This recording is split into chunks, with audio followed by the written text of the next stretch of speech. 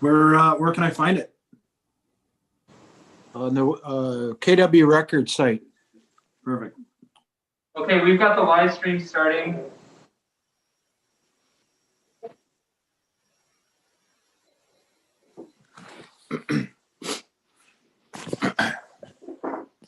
Thank you. Welcome to our first budget meeting for the 2021 budget.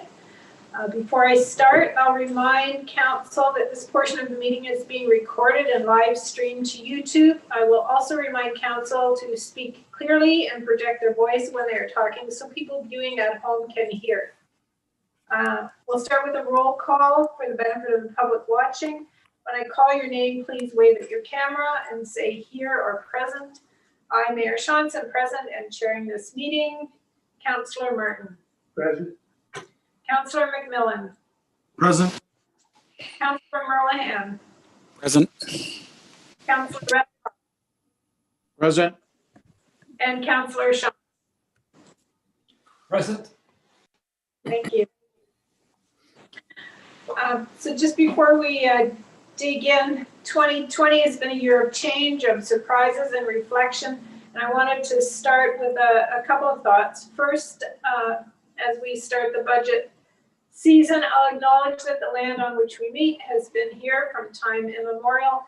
People have inhabited Southern Ontario for 10,000 years, and we acknowledge the Attawandarong, the Anishinaabe, and the Haudenosaunee peoples who lived here when settlers arrived and who share this land with us. May we together learn to care for and respect each other, our flora and fauna, and the land we inhabit together. And secondly, I also want to acknowledge that our system of governance has created a number of inbred prejudices, and that as a society, we need to work at eliminating them as much as possible. And thirdly, I would reflect that we are a wealthy township, but we also have neighbors who are struggling. An increasing divide between rich and poor has historically been a recipe for disaster. How can we work together toward a township that supports all of our residents fairly and equitably? And so as we begin our budget deliberations, let's start with a moment of silence, please.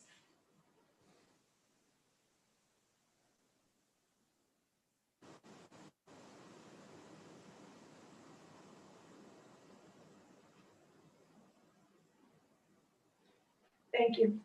Are there any disclosures of pecuniary interest? Seeing none, I need a motion that council convenes into committee of the whole. Moved by Councillor McMillan, second by Councillor Martin. All those in favor? That's carried.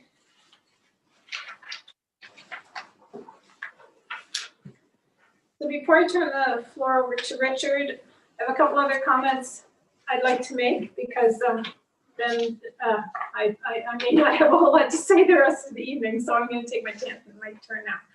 First of all, and most importantly, I want to thank staff for the hard work that they've put into the budget. In a normal year, budget takes a great deal of thought, but we've just come through a very difficult year full of shifting priorities, health concerns. And we've come through well thanks to your flexibility and leadership. So on behalf of council and the township, thank you to senior management for all the work that you've done on this. Woolwich continues to grow. We're in the top 15 to 20% of municipalities in Ontario by population. We want to be, and we are, a forward-thinking community that appreciates our rural roots. Our tax rate has remained the lowest in the region for many years. While we might take pride in that, I have also heard a number of people say they are willing to pay higher taxes and fees to improve amenities. At the same time, as I said before, I've also heard people say they're having trouble paying their bills. So it's a challenge to find the right balance, but that's what we're tasked with here. So how can we support those who need it and still provide the amenities that others want? While we are making progress, we continue to have an infrastructure deficit to deal with. If we don't continue to address it, we will get further behind. We have a large land area to cover for maintenance and service, and as we grow, there are more roads to plow and maintain and more demand for our program. Our community and this council are concerned with health and with the environment, and our programs and our volunteers help us provide a good lifestyle for our residents. We also have a number of other pressures on our budget, including, but not limited to, decreasing OMPF funding, a new radio system for our fire service, which was previously paid by the region. We're still working on that piece, and fluctuations in our dividends from Waterloo North Hydro. We've just come through a roller coaster of a year with COVID costs and lost revenue affecting this past year's budget projections. Staff did a great job of mitigating the result of those pressures, and with funding from senior levels of government, we were left in a fairly comfortable position at the moment. We're not sure what the future brings yet. And we have a number of things to consider as we tackle the budget, including how we position ourselves for the Woolwich of the future. So I'm going to give the floor over to Richard, and I want to thank you again for all the work and pulling this together, Richard. Thank you. Thank you, Madam Mayor. And thank you for the introduction. I think you hit on several key themes that I'm going to be speaking about tonight, but I will still go over some of them in a PowerPoint presentation. So Jeff, if you can pop that up on the screen. And so as we typically do, start off the budget presentation and the budget process, just going through a high-level presentation of the budget report, hitting on some of the key things that really were driving where we are and where we ended up in the 2021 budget. And then I think after I do this, there's going to be a little bit of a presentation from David going over some of the key themes out of the business plan. And then we'll open up the council I guess for a high level discussion, and then we'll get into the infrastructure services operating and capital budget. So next slide, please.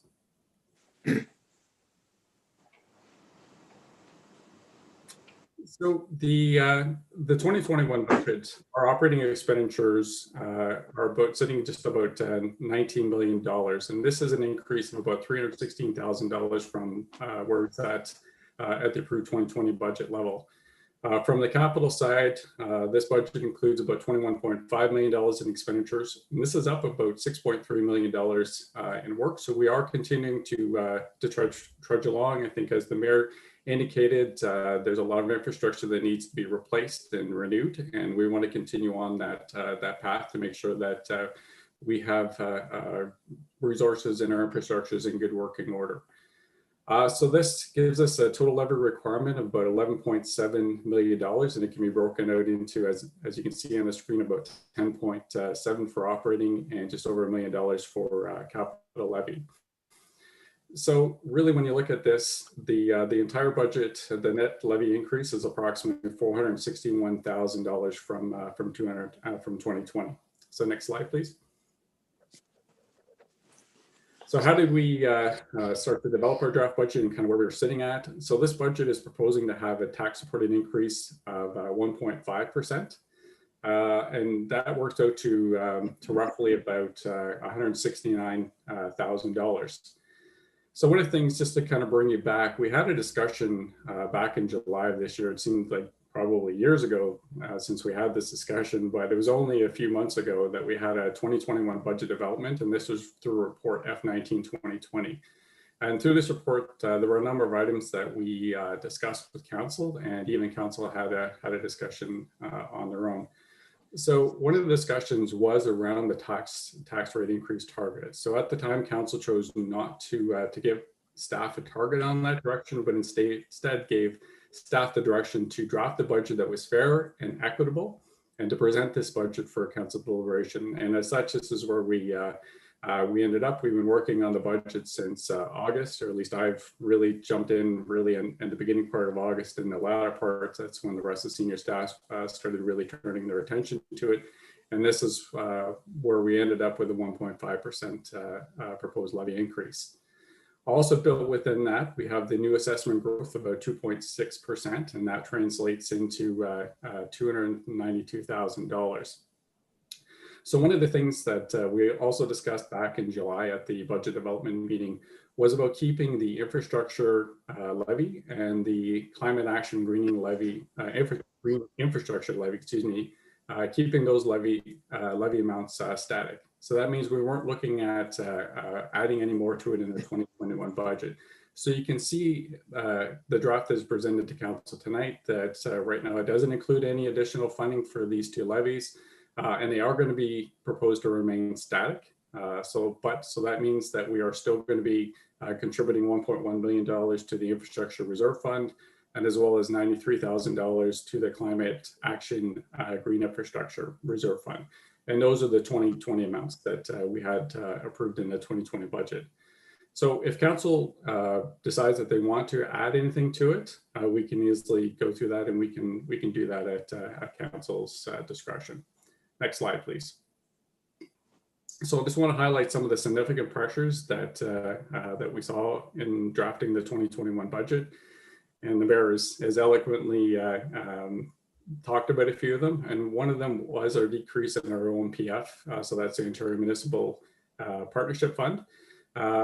We had a decrease of about just shy of $68,000. And for us, it's about a 0.6% levy decrease.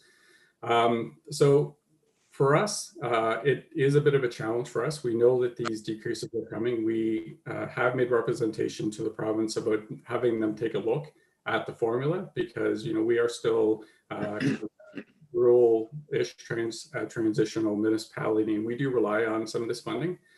But one of the things I wanted to highlight is over the last 4 years, and I'm using 4 years because that's when we really started to see these decreases. We've decreased our OMPF transfer about 48%, or about $352,000 is what we've lost in that funding. So that adds a budget pressure to us, and no different in 2021, we're seeing that about $68,000.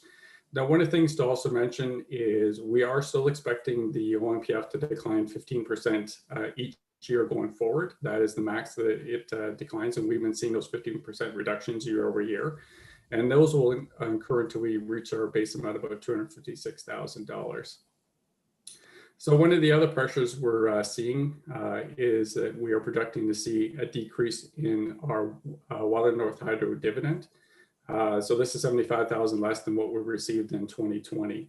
So the reason for this expected reduction happens a little different than we're experiencing is through the pandemic. So Water North Hydro has seen decreased revenues, and therefore they're projecting to have a decreased net income at the end of 2020. So while this causes a pressure in our 2021 budget, we can also use this as an opportunity.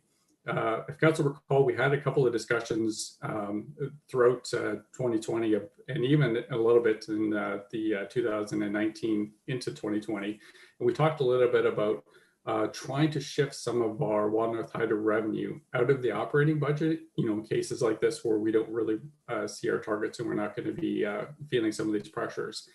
And as I said, trying to shift some of that revenue out of our operating budget and putting it into a reserve of some kind.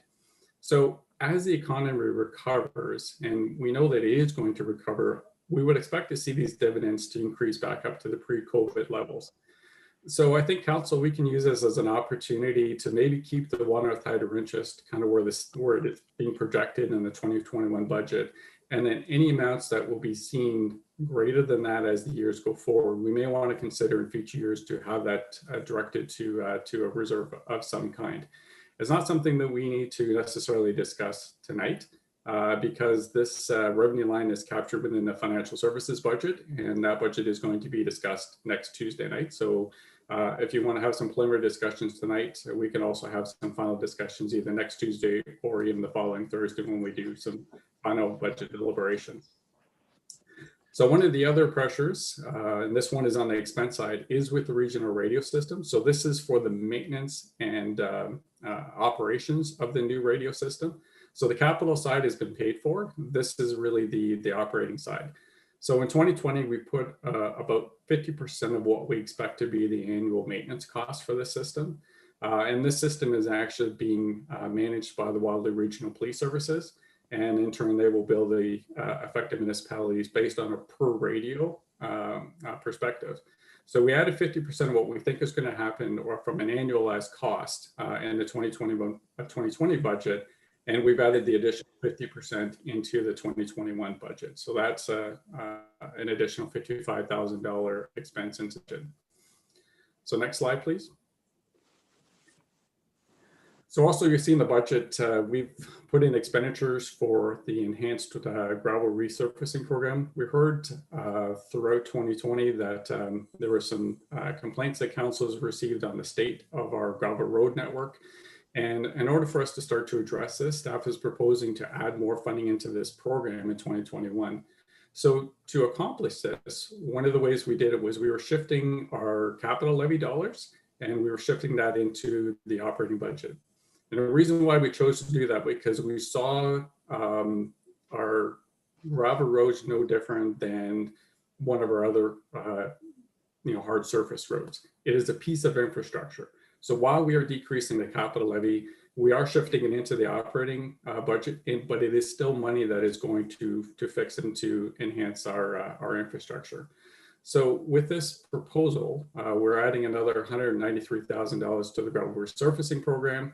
We have a current program, about 11-year cycle. So with this investment, we're going to see about another 5 kilometers of gravel roads resurfaced in 2021, which would bring us into an enhanced program on a 7-year cycle. So we're going to shift from an 11-year cycle to a 7-year cycle. One of the last things to mention on this slide is with the safe restart, so the COVID funding. So back in 2020, we received $550,500 through the Safe Restart Agreement, and that was a contribution from both the federal and the provincial government. And so right now we're expecting to utilize a good portion of that money, but at the very least, the 2021 budget has about $178,000 in funding that is going to be able to be transferred from that fund into the 2021 budget. And this is going to help us to still pay for some of these direct COVID related expenses, still with the hand sanitizing, the cleaning, the masks, whatever kind of direct COVID related expenses we are going to see in 2021. It's going to be able to help offset that, because as the pandemic continues in 2021, we have a funding source to be able to pay for that, thankfully, through this grant. And as well, we're also adding some money into the Recreation and Community Services budget to help offset some of the anticipated lost revenues. We also saw at the tail end of 2020 in December that the province also announced another $233,000 of Safe Restart money that was going to be given to municipalities in for us as well, which we're going to receive $233,000. And that is actually contained in the RFS budget as well. And that is also going to help us further mitigate some of those expected losses.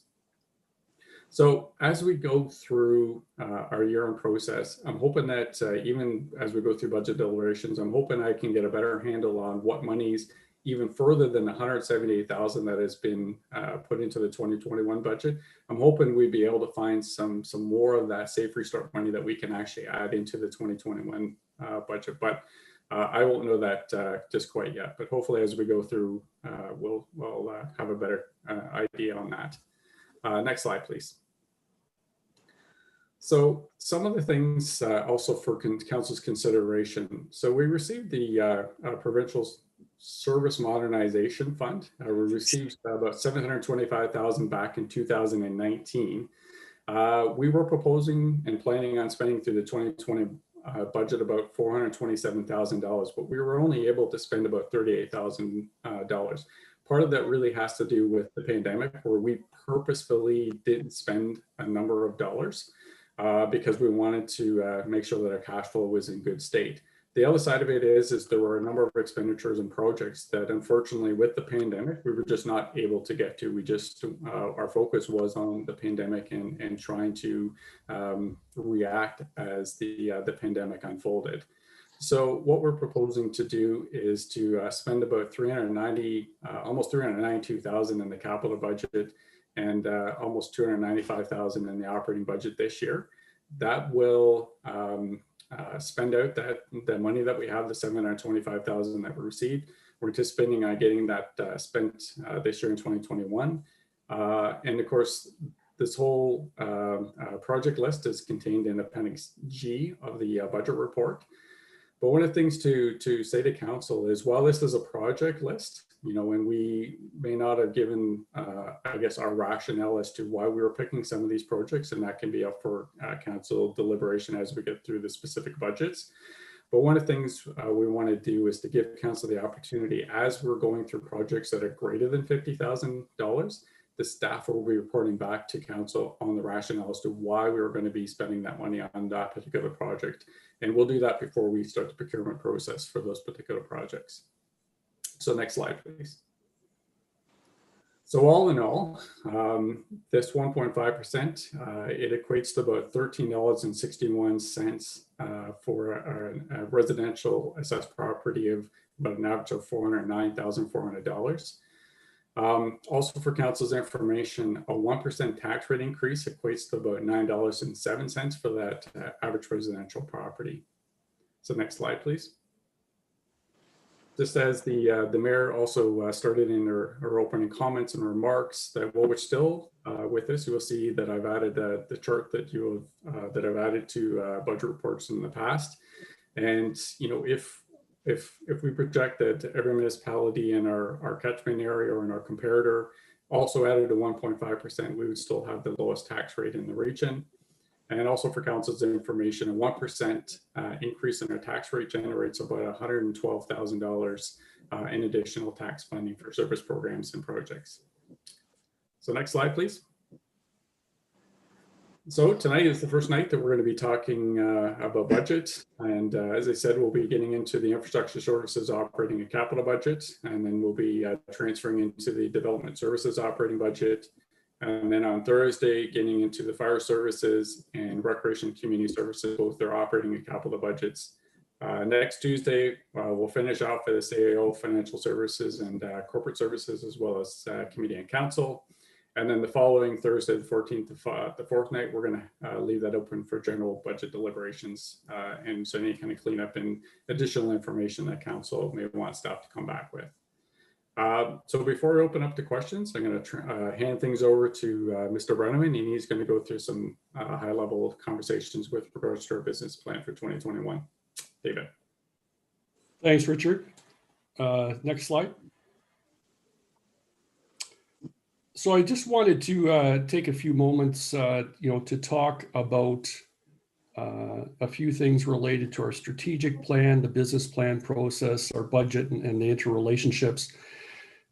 I usually like to start off the budget process by, noting to council and reminding council and certainly the public that there's always a strong link back to the strategic plan that was developed many years ago.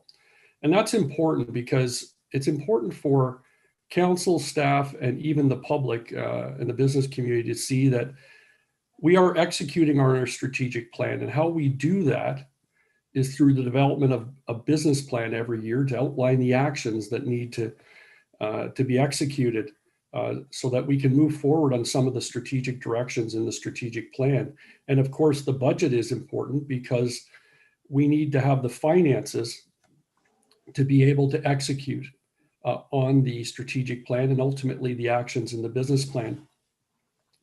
And a number of years ago, as this council is well aware, we changed up the quarterly reporting system so that there would always be a tie back to the strategic plan and how we accomplish things, even with the actions in the business plan. So there is this strong link, starting with the strategic plan from a high level, executing the actions in the business plan, financing all of those actions through the budget, and ultimately the accountability and the transparency and the public reporting is through the quarterly reports to council in terms of how we're doing on not just executing the actions in the plans, but also in terms of the financial status of the municipality.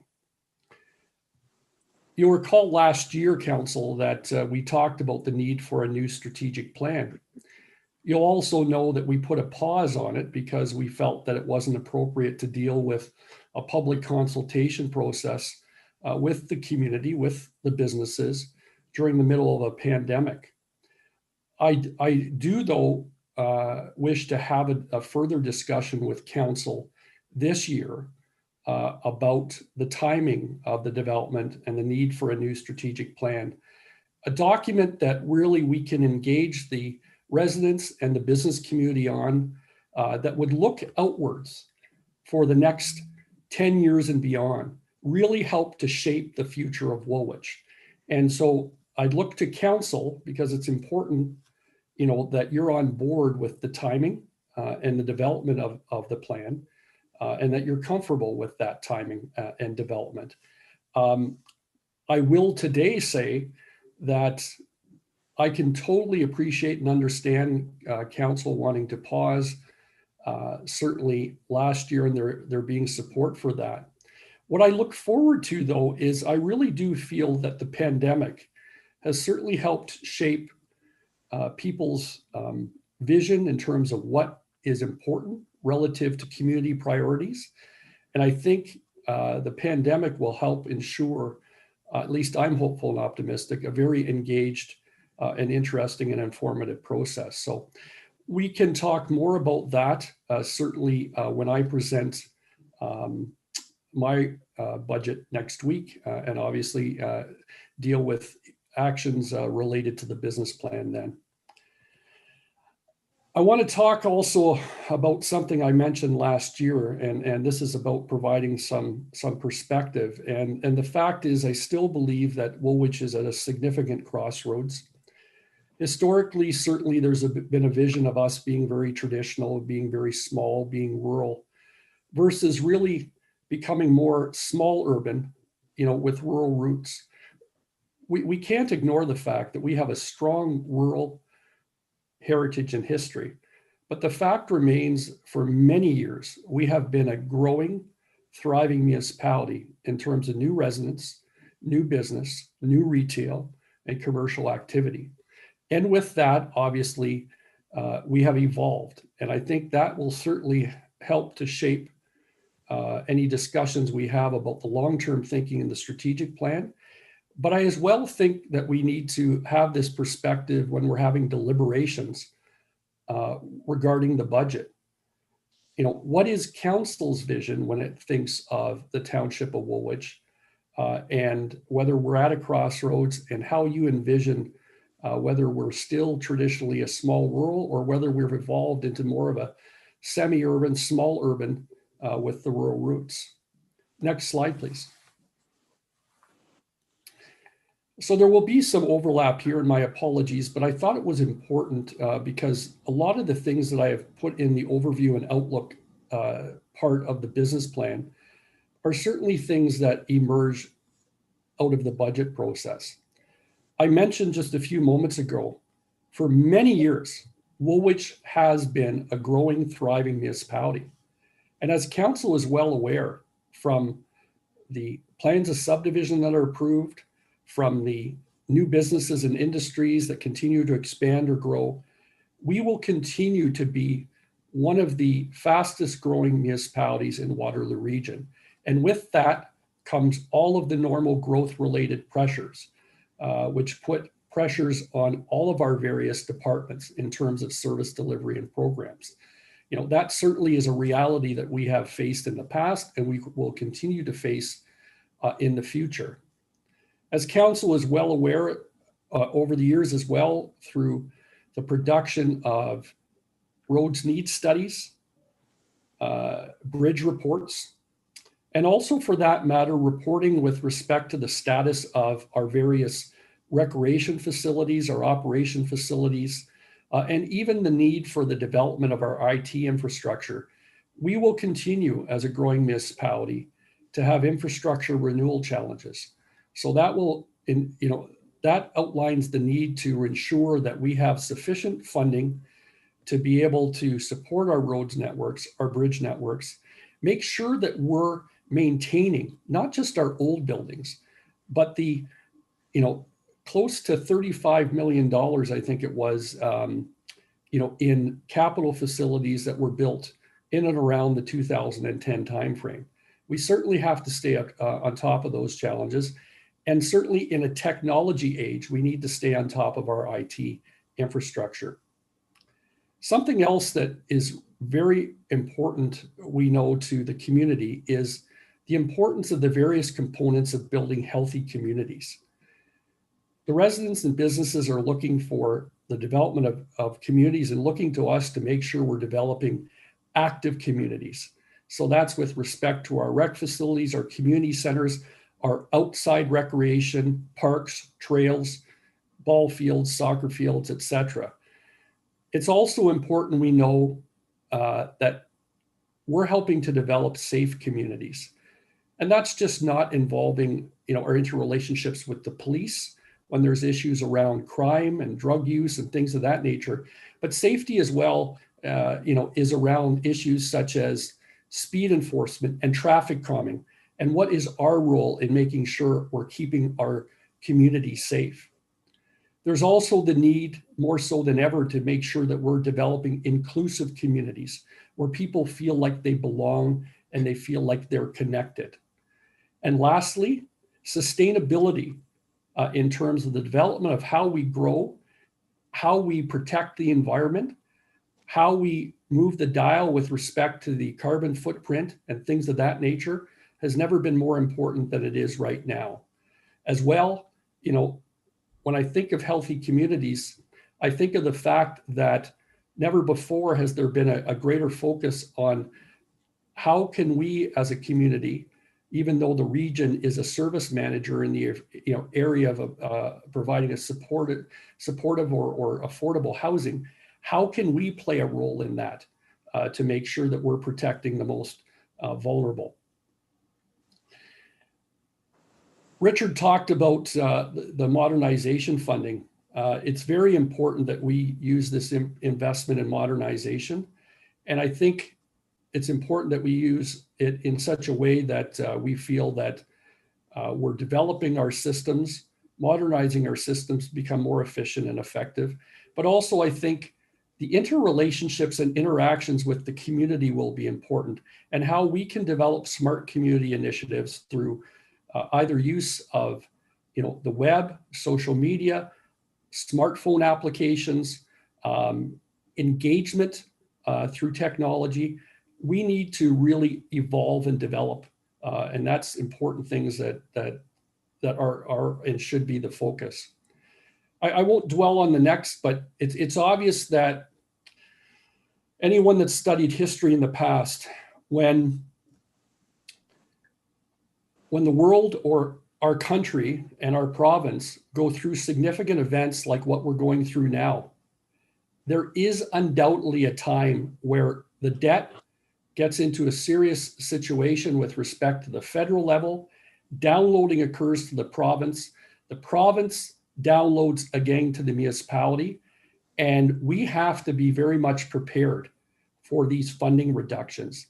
It will be important in the future to have the perspective that, just like there is talk that we need to look at how maybe we're using our hydro dividends in the future, we need to become more self-reliant and sustainable because for many years, the federal and provincial downloading has certainly led to funding reductions and more of a reliance on finding our own alternative sources of revenue. Next slide. When it comes to alternative sources of revenue, there still needs, I believe, to be continued advocacy at senior levels of government to recognize that the property assessment system in this province is long overdue for some sort of improvements. But outside of that, what's even equally, if not more important, is the ability for municipalities, because of the downloading that's happened, to ensure that we're able to tap into innovative and creative alternative sources of revenue. Many of you will recall AMO came out with a report a few years ago that they were advocating for a share of the sales tax, and recognition about what 1% of the GST would raise and acknowledge in helping deal with the infrastructure challenges, that municipalities face. Obviously, what you see in terms of the presentation early on from Richard is it's very important as a growing, thriving municipality that does have its infrastructure challenges, that does want to be on the forefront of being a healthy community, that we have the resources in play to deliver on that commitment. And to be able to deliver on a commitment that I know that's near and dear to council's heart in terms of providing top-notch, exceptional customer service. That is something that has certainly been a priority of this council's and councils in the past, and certainly is a priority of senior management. Lastly, I think it's important that we continue to explore collaborations and partnerships that make fiscal sense. So whether that be with what we're trying to explore with the joint service delivery process with the townships, or whether that be finding ways in which we look at the two-tier form of government and continue to look at ways in which maybe there are regional, certainly services that have and programs that have delivered by the region that would make more sense if they were downloaded to the municipality and provided more frontline customer service, where certainly the interaction is the most. So it's important, though, that those collaborations and partnerships need to make fiscal sense. Next, please. So with that, that ends both Richard's and my presentation. And I think at this time, Madam Mayor, would be happy to take any questions and have a deliberation initially before we get into infrastructure services budget. Thank you. Thank you. Councillor Martin. Thank you. Through you to either Richard or David, I have a comment and a question. I will say what I did last year, and I think I'll say it again because it's still going the same way. We have to build our budget without anticipating any monies from the federal senior levels of government, because I've been here for a number of years, and every year we're getting less and less and less. And I think that if we do get some monies, that might be just a little bit extra, but we can't build a budget expecting to get, so much money, because it's not going to happen. My question is to, I guess, Richard or David, on the radio system. When that was first introduced to us, we had a set amount that we thought it was going to cost us. If I remember correctly, that number almost doubled. And now we're going to see monies every year for maintenance of the system. And I know it's based per radio that we have. Are we ever going to get to the place where it's going to be just one amount, or is it going to fluctuate each year?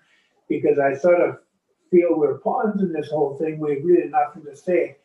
We sort of have to pay what's passed down to us. Do you see it leveling out that we're going to pay so much for the system and that's it? Mr. Patrick? Yeah, I'll take a stab at it first, and David may want to jump in. So through you, Madam Mayor, I think you are going to still see a fluctuation to a certain degree. And I think that's going to be, kind of relying on what's happening in the system. As I said, it is being managed by the Waterloo Regional Police Services. So there are their staff involved, various staff. I'm not sure what the staffing is to that, as well as the maintenance of the system. And I don't know exactly what that is going to entail from a maintenance perspective. But at the very least, while I say there is going to be some fluctuation, I hope it is going to be moderate fluctuations. That would be my anticipation. And that would be my hope. I think one of the things we need to still work out is the still nailing down the governance framework of that network, and that will help determine how we're going to be able to keep our costs in, or help keep the region keep their costs in check. Because as we know, every municipality, including the region, is going to be on this system, so we all have a stake in it. And we all want to make sure that we are getting value for our dollar. But I would expect there will be some sort of fluctuations. I'm just hoping they're going to be modest. I would agree with what Richard has said, that, optimistically, we would hope for in the future moderate or, very insignificant increases. I would say that from staff's experience going through the process across the region, there were unfortunate growing pains with respect to the overall project. But also there has, I understand, in the first year of the operation, been very unfortunate growing pains in terms of not being able to find, for example, qualified staff initially to hire to help to operate the system, and having to contract out for that service with an outside provider, which I believe is added to the cost. And also with respect to, there's always growing pains when you introduce a new technology until you actually get it to a point where it's operating at a level that, you feel comfortable that it's where it should be. And the key is the faster we can get to that level, I think the quicker then we'll be having that leveling off of seeing any potential significant increases, which, is what you're concerned with, Councillor Martin. So unfortunately, right now we're in a bit of growing pains, a state of flux, if you will, but hopefully that will level out, Councillor. I think if I understand correctly, it was last year and this year, we're sort of an opportunity for us to gradually add the total amount into our budget, which is 110,000 a year, right? That's what it'll be going forward. And so I don't anticipate great big increases either, but perhaps there will be some cost of living things. I don't know. Other questions? Councillor McMillan. Thank you, Mayor Shantz. Through you, couple of questions, couple of comments. I don't need an answer on the questions right now. They're tied to other issues. My first question is the $93,000 transfer that's earmarked for the greening and whatever else we called that.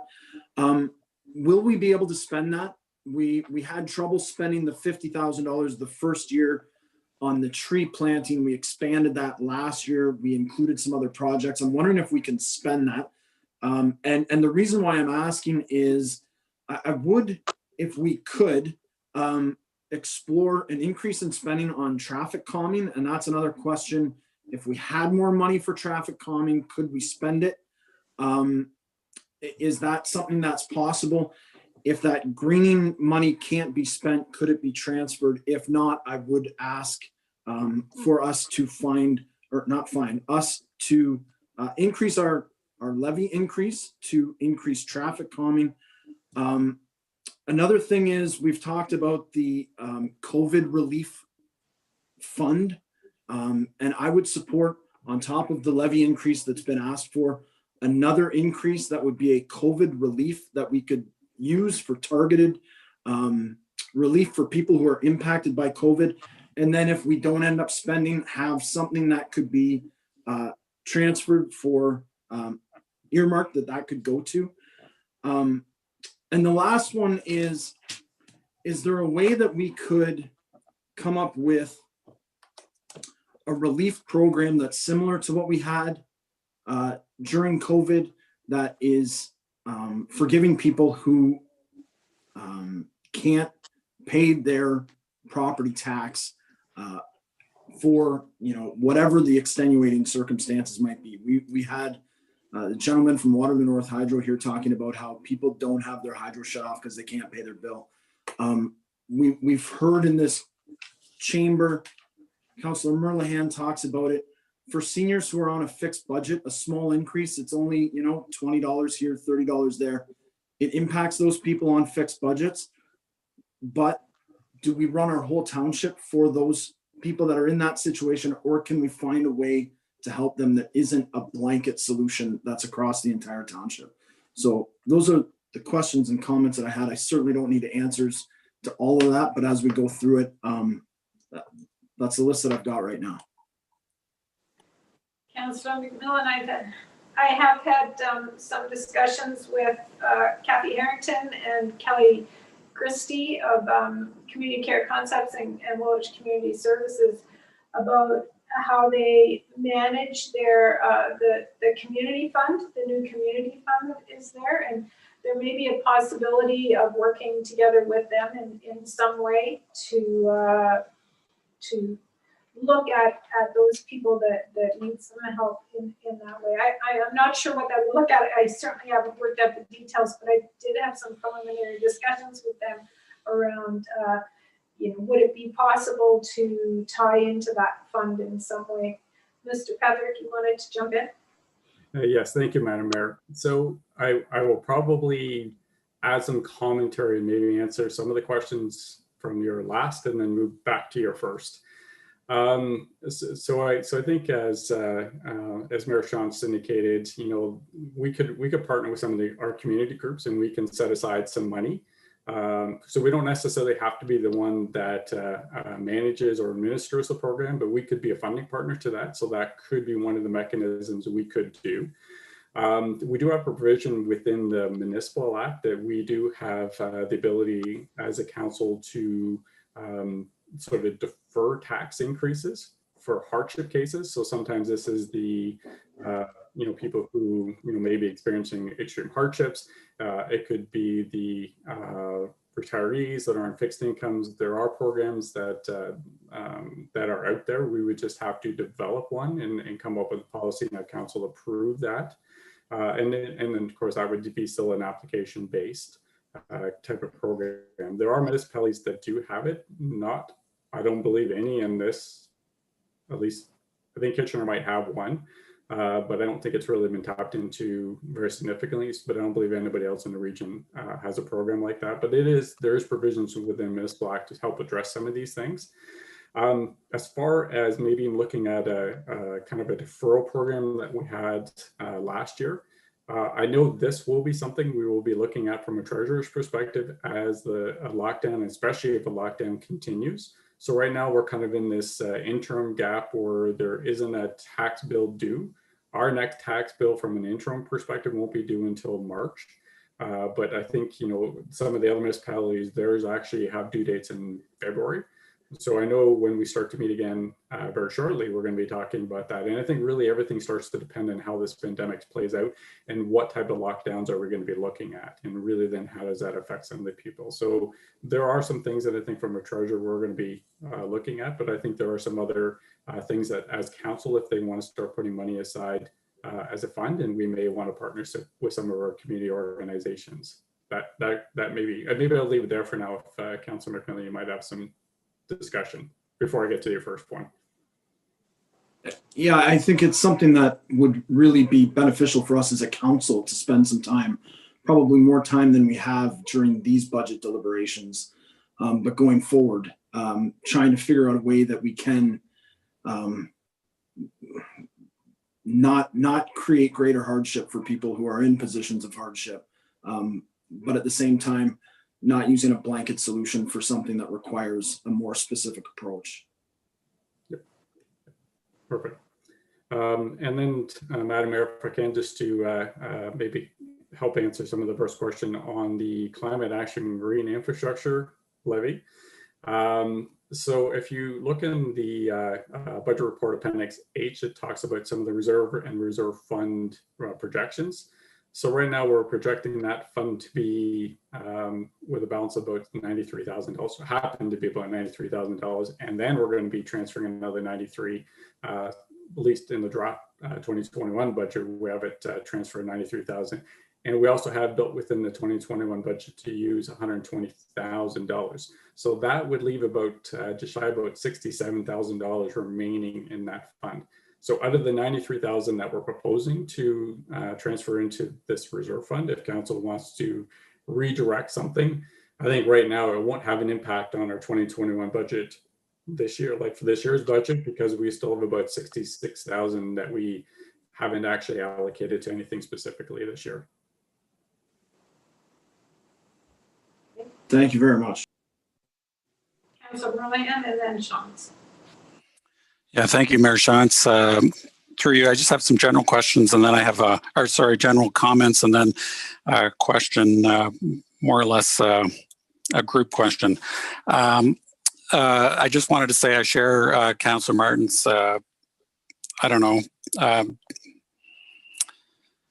disappointment with the radio system, and I wonder why nothing was disclosed when we were talking about the radio system from the beginning about an ongoing maintenance. It just seemed to be a bit of a surprise that got foisted on us last year. That's just a comment. The Waterloo North Hydro, taking a look at moving some of those dividends into reserves on an ongoing basis is something I look forward to talking about more when we get to that. And then when David started with his presentation, he talked about the strat plan and its connection to the budget and the work that staff does. Anybody who went to the Somebody Could Do Something and even the regional presentation with Doug Griffiths, he's a community builder. For anybody who doesn't know, from Alberta.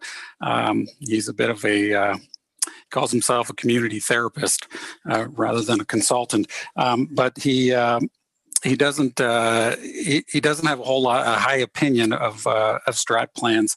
He, in all the communities that he goes to, and he's been to over 500 within North America, all the strat plans look the same. And sometimes there's so much in them that they become meaningless. And his opinion is that strat plans should be able to be put down on one page, and that a municipality can't be everything. They try to be everything. And sometimes when you try to be everything, you're no good at anything. And he says, let's focus as a community as what we can do, what we can be really good at, and what we can be known as a community. That outside the community, people go, hey, Woolwich is about, X, one thing. So my question is, I guess it's for David, the senior management team and council. And I'm not looking for an answer today. We can talk about it when David does his presentation about the strat plan in next week. But to give you some time to think about, what is it that Woolwich does really well? What are we known for? And what is a goal that we can reach and focus on something that we can be known for really well? Those are my only comments. So thanks. Thanks. David, did you have anything further on the radio system and how that kind of rolled out, or you had a couple questions about that? Yeah. I mean, certainly there was surprises along the way for, I think the area municipalities, and I think that's really what, Councillor Merlehan is acknowledging. And I think, Richard, is aware of that, and more specifically our fire chief. And I think it's what I'm really trying to get at in terms of when I look at a debriefing that I certainly have been a part of in the region. When we look at regional collaborative initiatives in the future, is the voice radio system is an example of where there could have and should have been improved communications between all levels, so that there weren't these surprises at the end. And also, for that matter, another key thing, part of the debriefing, is to make sure that from a project management perspective, we're making sure that the people that we are putting in place and in charge of the various projects are the ones that are best able to lead these types of projects. And what's important about that is, it will be important in the future to make sure that we have people in place that are skilled communicators about managing projects that have multiple partners. And for that matter, it's important as well to communicate with respect to the ongoing issues related to any fiscal realities, so that there is no surprises at the end. So, I certainly acknowledged, as we did last year, that there were surprises to us along the way that shouldn't have been surprises.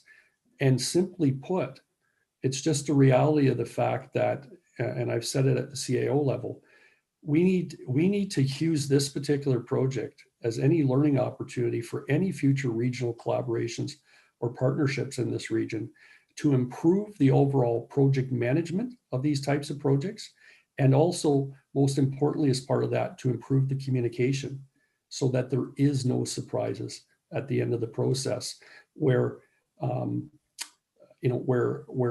you're getting hits that you didn't anticipate and project in terms of the budget process. And Richard also touched on another area. I mean, one of the areas that we've also been pushing for is to make sure that we finally have in place a governance system.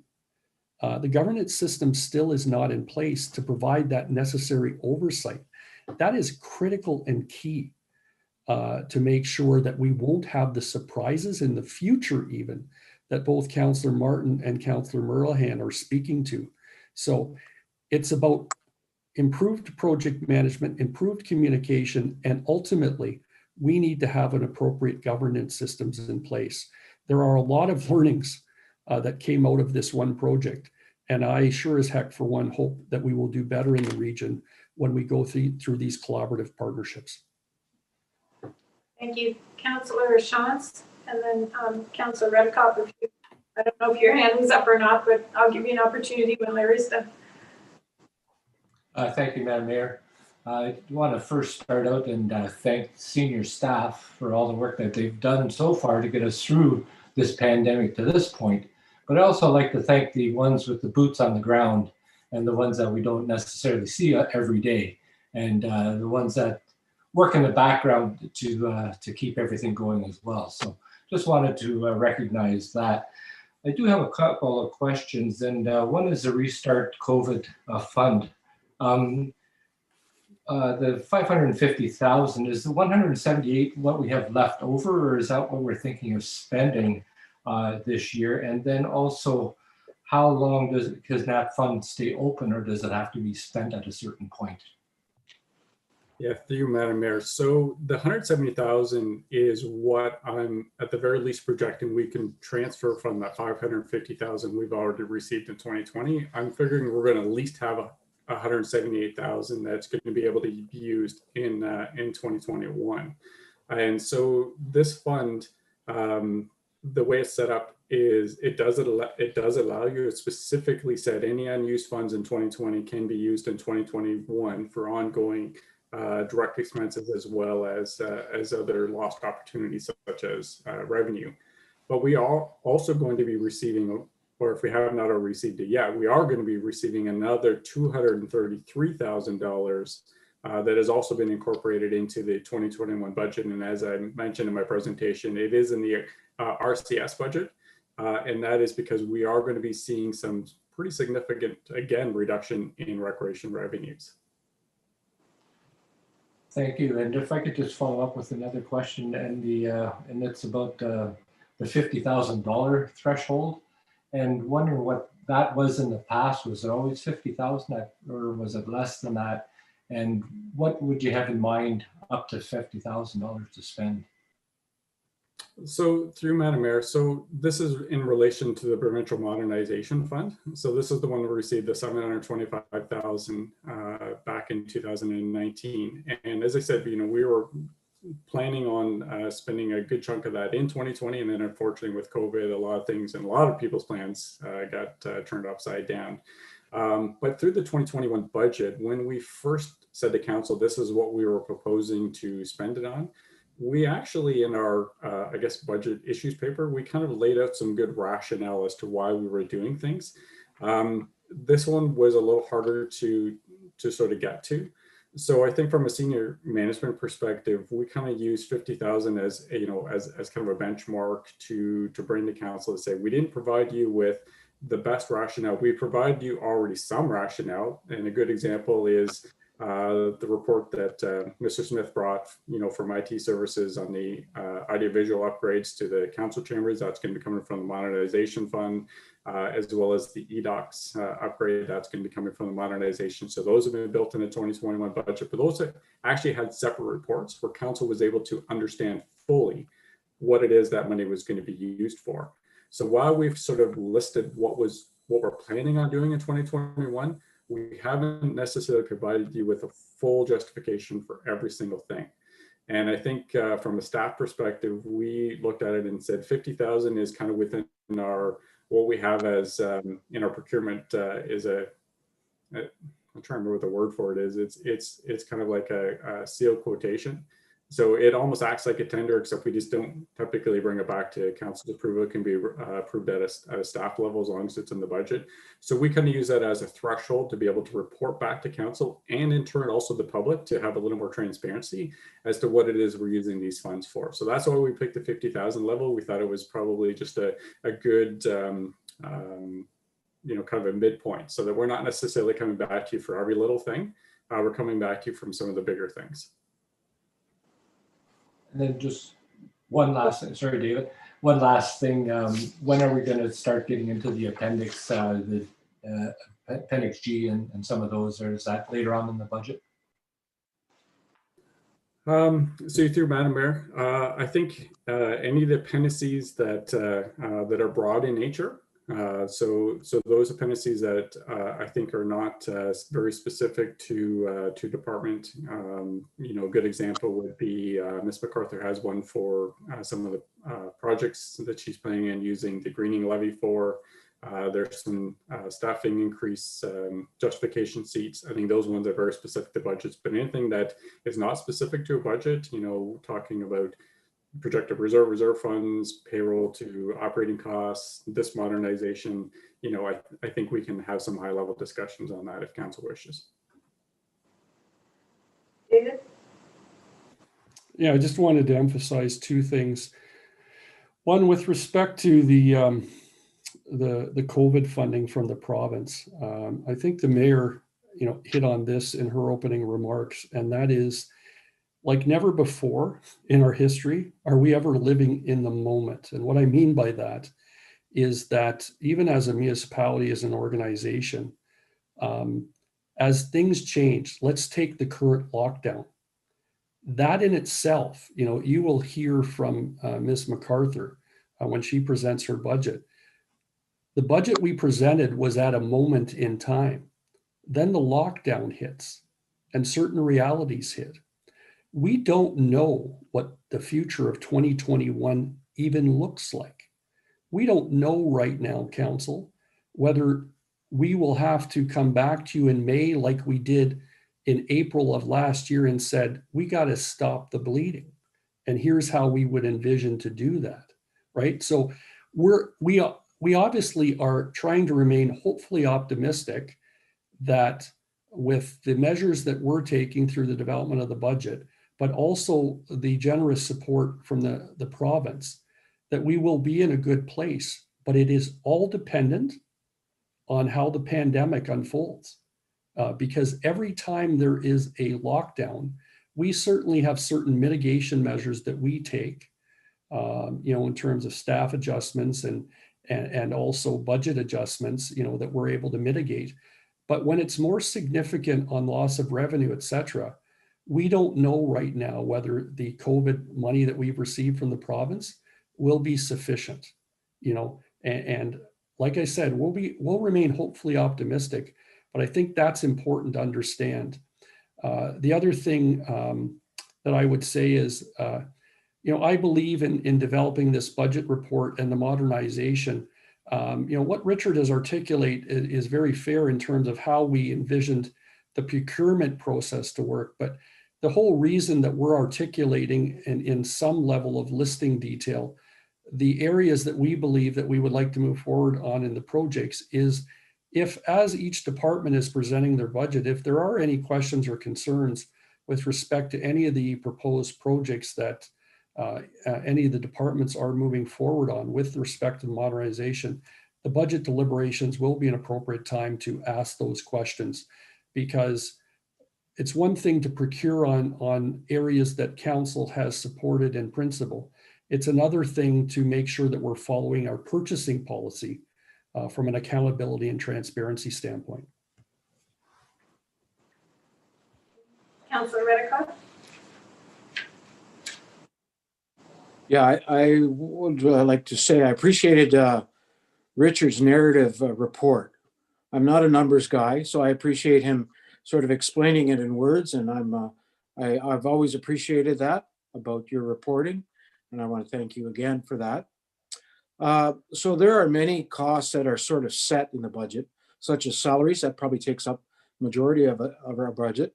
And then there's the construction projects that we project out 5, maybe more years. So those are set. So I think maybe I would agree with Councillor Merlehan, and that we would address somehow what makes Woolwich exciting. Like what would make someone come here? It wouldn't be bridges or roads. That would be sort of secondary. But what can we project as Woolwich being a good community? And I really appreciated Mayor Shant's initiative this year about bringing community members about what they're passionate about, because a diverse community would, and you said you wanted to bring diversity to our council chambers. And so I really appreciate that. And maybe those are we can't do much about the hard costs, but maybe we as a council can do something about the soft costs, the soft projects, about making our community much better and more diverse. Thank you. Are there other questions or comments before I turn the floor over to Mr. Coupe? No? Okay, Jared, the floor is yours then. Thank you. Through you, Mayor Shantz, I'd just like to bring on Carter too. So Carter and I will both be presenting here and to answer any questions. I just wanted to do a quick opening before we have our slideshow. Really just a reflection is what I'm proposing here, because wow, what a year, an incredible year. You know, just from the department's side of things, this was our first full year with IS and DS separated out from EPS per the structural reorganization.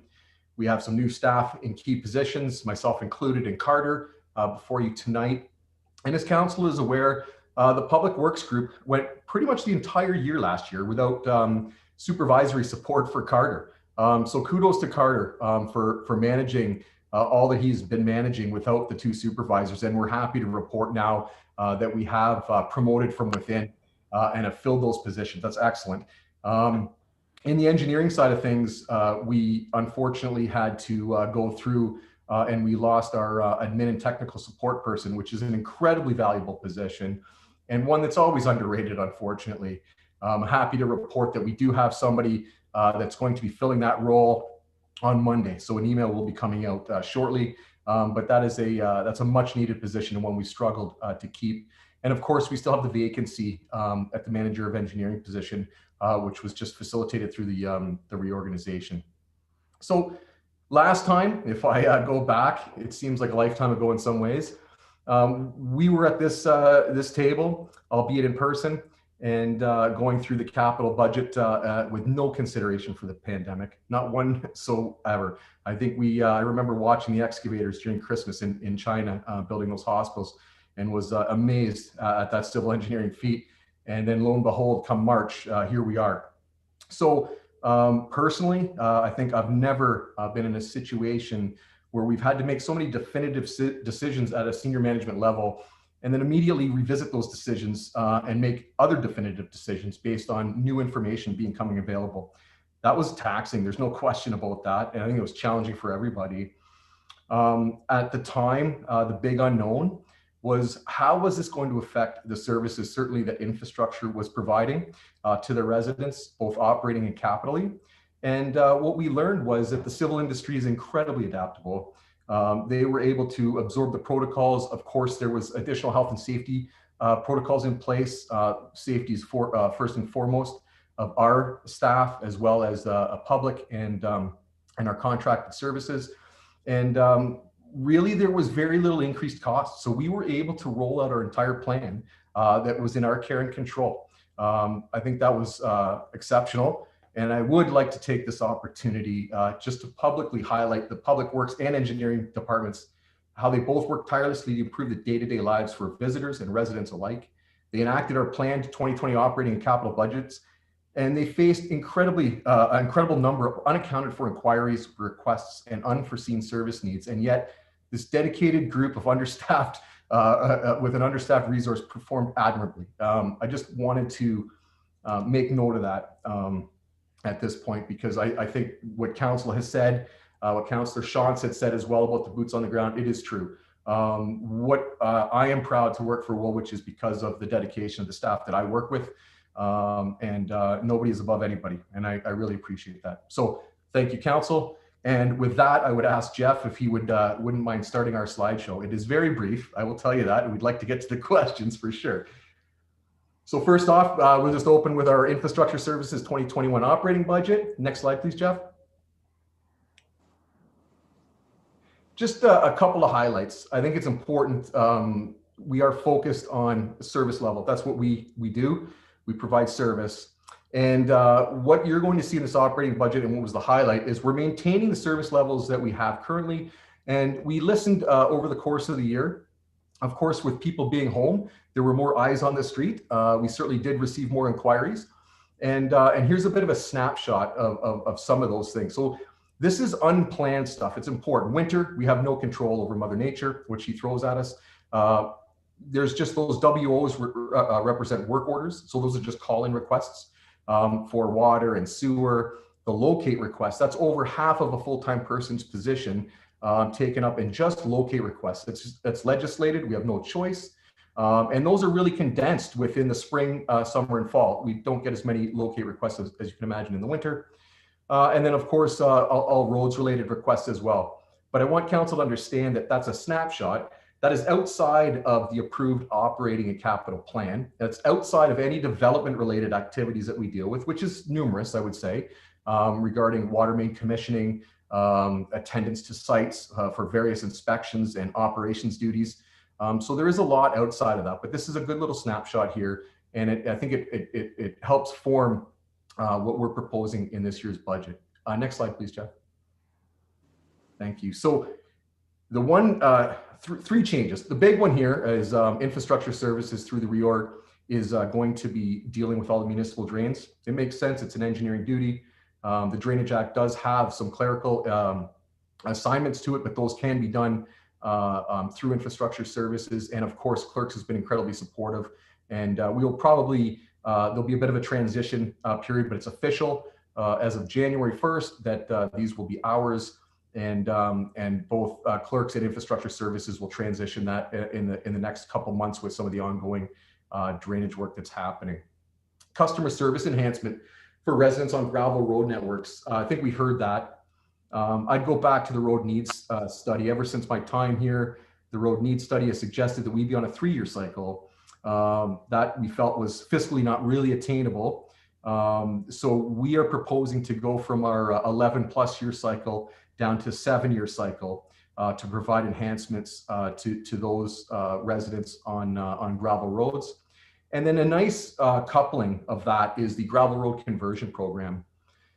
So the gravel road conversion program is something that's obviously been endorsed by council over the last couple of years. We're planning on continuing that. We see great value in this program, and we're focusing down in the southeast end of the township, everything south of Highway 7 at this point. We have a 3 roads planned for this year: Fife, Lurch, and Guelph Town Line.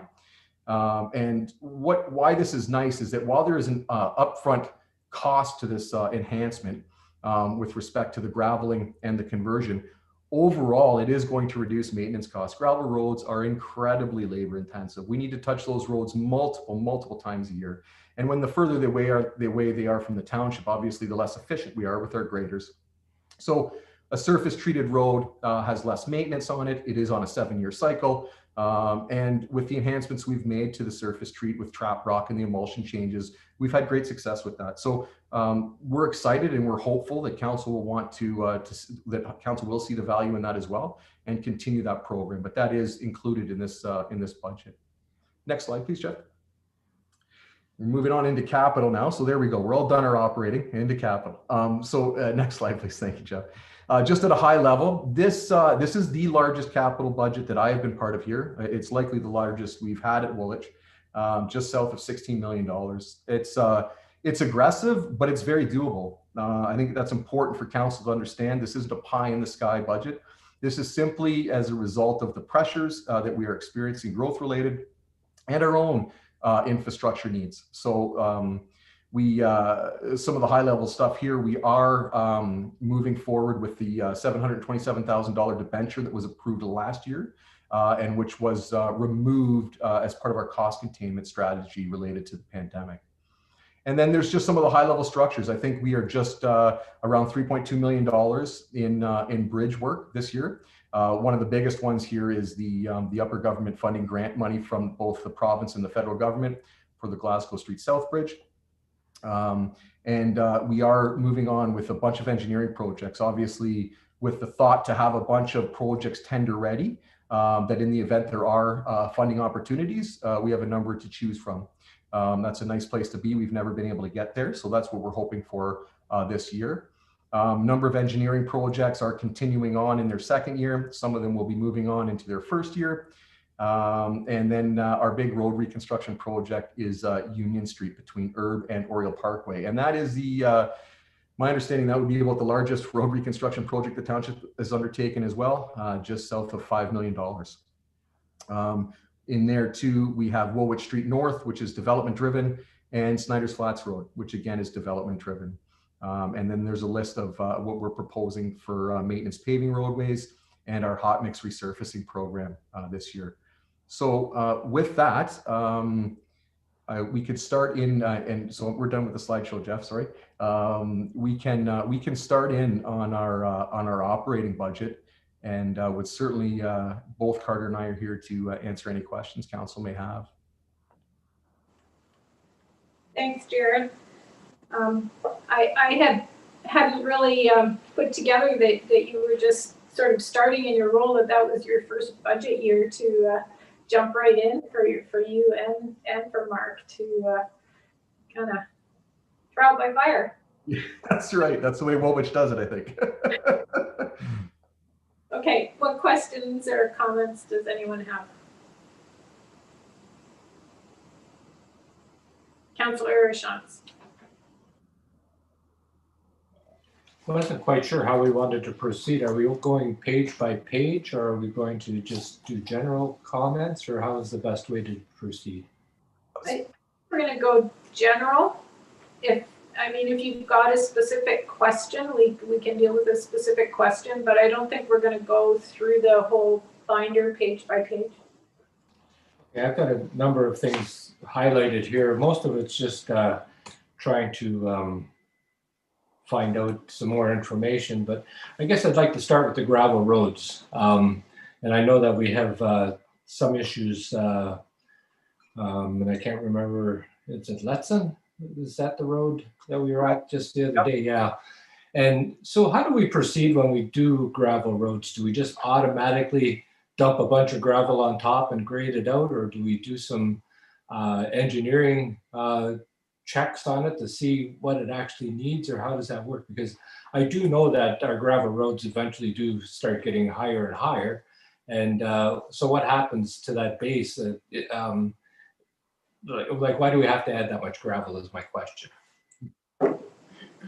I'll let Carter jump in too, but I think Letson is a bit of an anomaly. It's not our typical gravel road section.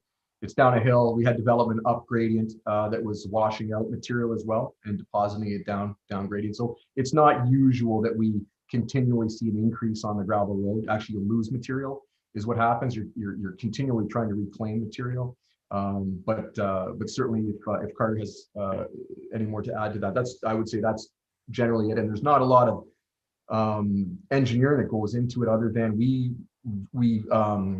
inspect them in the spring. When the frost is coming out, that's the critical time. You want to get them on that to recognize any frost boils or any problem areas so that you know you can get onto them. Through you, Mayor Shantz. To answer the question, Jared brought up the point about Letson Road, that we do have a few anomalies within the township that we do suffer from drainage issues, and historically we've had to bring in quantities of gravel outside the program to fill in those washouts and regrade that road.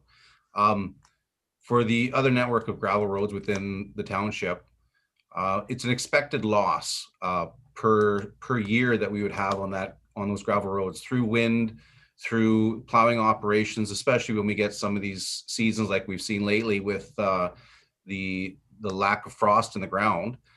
We do lose there's an expected loss per year on those roads. That would where those thresholds of those maintenance periods of every 3 years to resurface would be the key, because that would be the expected amount that you would lose over that period. So that's where we base our program on, that is that cycle and the expected loss per gravel road. So if I could just follow up then, are we doing some more ditching then and putting more culverts in to get rid of the water that there's a problem? Because I know on Maple Bend, there was an issue there too, where there was an area where it was really wet, and I'm not sure what we did to solve that problem. Correct. The key to a gravel road is the drainage system that supports that. So with this budget, we've proportionally increased the culvert maintenance and the ditching maintenance that goes along with that, knowing that if we increase the amount of gravel resurfacing to be able to get the best production out of those roads, that we should increase the drainage within that road network to then support that roadway that we've just resurfaced. Okay, I'll let some other people ask some questions. I have some more though. Okay. Who's next? Councillor McMillan? Thank you, Mayor Shantz, through you.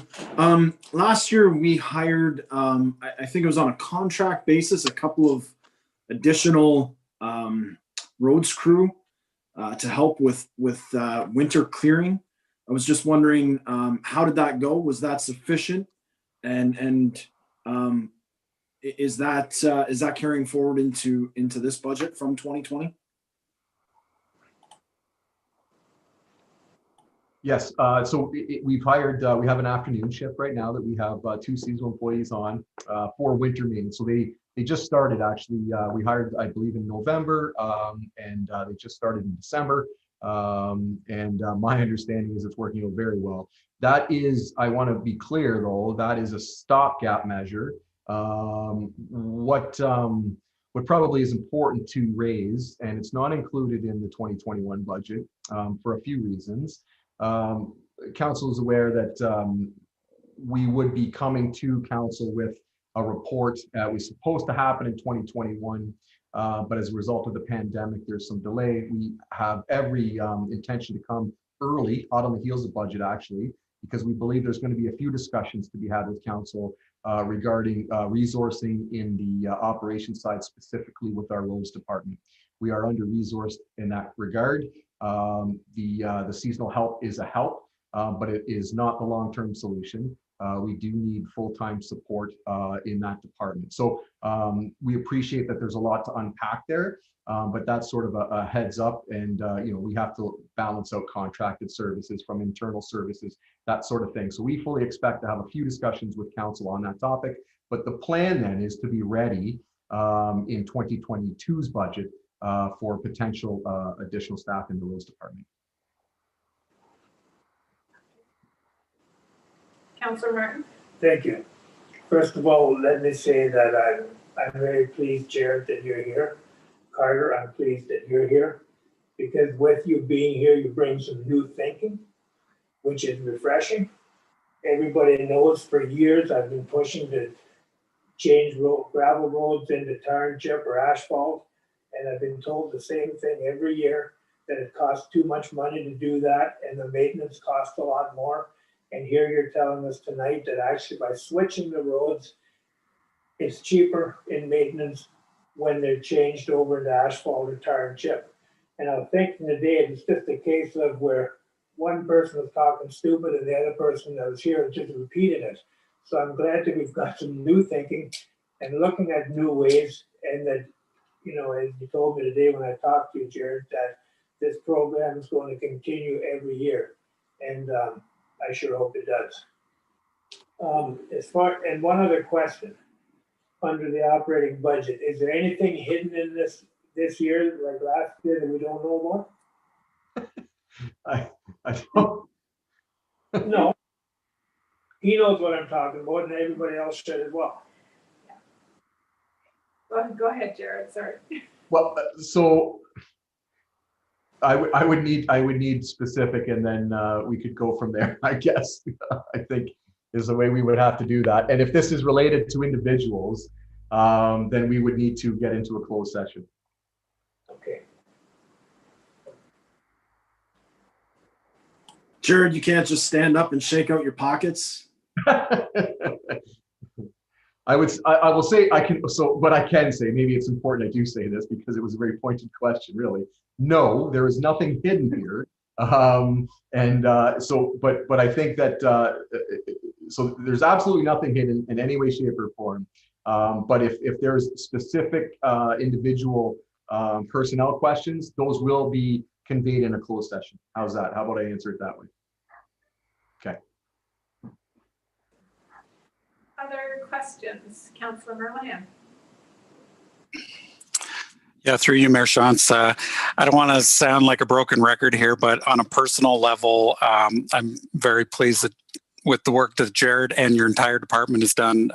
Especially, I appreciate the work that Carter's done and the conversations we've had, and every time I put an email in, it gets answered. But the rest of your team too, Blake and Ryan and Ian, it's. The service has been a major improvement in my opinion, just on a personal level for what I'm dealing with and sending you guys things. But when we get into the line by line, I have a bunch of little notes, and they're just kind of little ticky-tack questions. The first one under the administrative overhead, Councillor McMillan talked about traffic calming. And we've talked about traffic calming quite a lot over the years. With $25,000, what kind of projects can we tackle for traffic calming this year? And well, I'll leave it at that first. Thank you. Through you, Mayor Shantz, to Councillor Merlihan. So the $25,000 that covers off our counts. So we do counts on a 3-year cycle. That's our goal. Okay, so that generally covers off counts and allows additional dollars for things like the ped zone signs. It covers some of that. So if I did hear Councillor McMillan as well as yourself advocate for some additional dollars there, I think the $5,000, just for perspective's sake, those ped zone knockdown signs, which we feel there's quite a bit of value to those. They do force people to slow down. I appreciate that we had a bit of a slug on Oriole this year, and there was a bit of a learning curve there too. But the 5,000 would get us about 24, 25 of those. The thing to be aware of with those is once you install them in a location, that there is that hard infrastructure in that asphalt top, and then so that ped zone sign essentially does need to go into that place. So when you purchase these signs, they come with the hardware install kit, and that kit then is embedded into the asphalt. It's permanent, unless of course you resurface the roadway. That's important for council to know, is when we install those signs, the intent is for them to come back sort of year over year. Now, again, that's stage 1 measure, and I think what's really important, and I need to come clean, is that we did not bring our annual traffic calming report to council in 2020. So we are due. There's a few reasons for that. As the pandemic, a lot of things had changed. We are planning on bringing the annual traffic calming report to council with some modifications that we have seen we need to make. And I think we could have a real wholesome discussion regarding some of those details. And stage 1 measures, stage 2 measures, which are the more permanent, where you would see things like speed humps and those things installed on a permanent basis for bump outs. So speed humps, I'm going to guesstimate around 5,000 per hump or location, sorry. So they're not insignificant to install those. And I can tell council, I'm proud of the procedure, because it is doing what it was supposed to do and what it was intended to do. It was to look at data, take that data and separate data from perception, and then work on that data. And what we are seeing now is we are in that place where we will be implementing stage 2 measures. So I know that that's been a bit of a thorn in the side of some in the public, for sure. That's been, we've heard that from council, of course. But I can tell you that is the process, and we are there. Like, it is happening. So I wanted council to be aware that we feel that the procedure is working. Okay. as far as the budget, though, the 25,000, that doesn't get us any stage 2 measures for any of the. Right now, there's 11 hot button streets in Woolwich Township that require some sort of staged approach. What would, as far as a budget amount, what would you need to make those 11 priority areas a stage 1 or stage 2?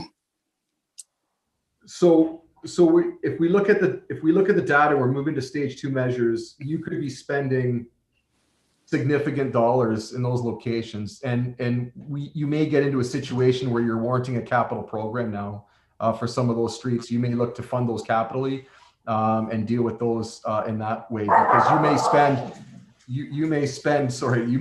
$50,000 on a street potentially, depending on that. I think that the 11 streets we're speaking of there,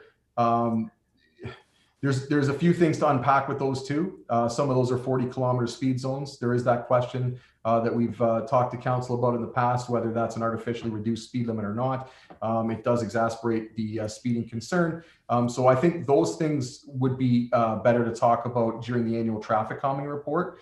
But if council is seeking to maybe increase, $5,000, could we use it for traffic calming purposes? The answer is yes. Could we use it to gain more data on other roadways? The answer is yes. So it would be difficult to pin down how much we would need to implement stage 2 measures on all those location streets, because we would need to look at those on a case by case, and there would be greater bang for the buck to deal with it under a larger capital project than simply doing a curb bump out, for instance, if we can align that with some other capital work in the area. So I think there's a few things to look at, unpack. We're not at stage 2 this year. If we were, we would have monies shown for that. So right now, stage 1 measures are still being implemented, and we're still getting data acquisition on streets. Could we use additional funds and use it efficiently? Yes. Okay, I'm a little bit frustrated as our residents, just with how long we're taking to get through the stages and the data collection. And I support the premise that we should be using data to make our decisions on these streets. But also, it's been, well, I've been on here 7 years, and there hasn't been a whole lot of traffic calming. Last year we had an attempt on Oriole, but there a lot of the streets that I've been hearing from over and over again haven't been dealt with, and I would certainly support more money to go towards getting some of those off of our plate. There's 11 priority, but there's a pretty big list in the traffic calming report of things that are still gathering data over the years. So I would like to see that list. It just keeps growing, and it doesn't seem to shrink. And I understand that this is a problem. It's not staff's fault, or if everybody just stopped speeding and respected the neighborhoods that they're in, then we wouldn't be talking about this. But apparently that's not what's happening out there. So I don't know if there's other council members that want to talk about more money. I'd like to hear maybe before the end of the budget, if there were some specific projects that that extra money in that fund could look at. Certainly support that if you could come back maybe another meeting. I have to go through. I got little notes on pages here. Yeah, I'm just going to ask Richard, are you keeping notes for us? So far, yes. So maybe one would be how we find funds to do a little more aggressive traffic calming. Yeah, I've made note of that. Thank you. There's on the hardtop maintenance page 12, there's a pavement marking program, and there's a note here that's saying that you're shifting it to in-house RNS. We'll need external assistance. I just didn't know what that was. Sure, through you, Mayor Shantz, that actually is related to the road needs study component. We have typically contracted that service out, and we are looking to shift that internal. So there is a transitionary period. We will rely on some external help through that transition, but that note is specific to the road needs study, not the pavement marking. Okay, and with the staffing for road needs, is there some certain requirements that if somebody has the requirements right now that can do the job, but then they go and leave for another job, are we going to be in a bind if we don't have staffing that can have those particular skills that are required? So, sorry, through you, Mayor Shantz, Councilor Merlehan, it's probably the most overused term ever, succession planning. Believe it or not, we are trying to do that. And how I look to try to accomplish that is you always want staff striving for that next level. And I appreciate there are every level is incredibly important, and there are people that do attain their career goals, and that's wonderful, and that's perfect, and that's needed. But in this case, we're in a situation where we have relied on a particular individual, and consistency has been really key for us. And that person's an expert in what they do. But like everything, age creeps up, and at some point, retirement is inevitable. However, we have the benefit of a great working relationship, I would say that, and we are looking to really pick their brain from all it's worth with respect to roads, and then train a couple of our staff to do that. I will be involved to some degree because I'm hoping to stick around, hoping to be a constant here. We're going to bleed that over to some roads staff as well, and have that in engineering. So I feel that the more people who have knowledge, the better off we will be in the future for that very reason. So we don't have any one person stuck with all the knowledge, and we can spread that around. So that's the plan of doing this. And who better to care for our road network than those who work and maintain it, right? It should be really an in-house duty is the way we see that. Okay, that sounds good. Mayor Shantz, can I just keep going? Is that okay, or does somebody else want to jump in? Well, I know Councillor Shantz is anxious to jump in too, so why don't... Yeah, that's fine. If your next question is related to the previous two, I'll let you finish and then jump over, but if not, I'll move over to Councillor Shantz. Yeah, it's not. It's fine. Okay, Larry? First of all, I'd like to say that I don't think I've ever heard of traffic calming and stage 2 in the same night. Question I have is it's down on the external costs, page 18 for snow removal. And I don't know whether it's about halfway in the middle of the page where we have in 2019, 53,000. 2020 31,000, then we spent actual 55, and now it's back down to 32. Is that reasonable, or are we just looking for trouble at the end of the day? Sorry, Mayor Shantz, sorry. It's under external costs, the first line under external costs, snow removal on my page 18, I'm not sure, winter control. It's under winter control, sorry, okay. Yeah. And it's under staff costs? External cost. External. I'm sorry. Yeah, but halfway down on the page. Right. So you're saying, so sorry, just so we're clear here. We see a budget item from 2020 of 77.9, actual cost in 2020 of 98,270, and then we're seeing a departmental 2021 budget number of 79.4, sort of that percentage increase. Yeah. I think that's historically how we have tried to capture winter. It is up and down, and it's difficult to really budget winter control, I think is what we're seeing there. We pay per event, the amount of times they're out, the material they use. So we are really at the whim of Mother Nature with respect to winter. I'm not sure, maybe Richard would know better about our reserves, but that would be my response regarding that.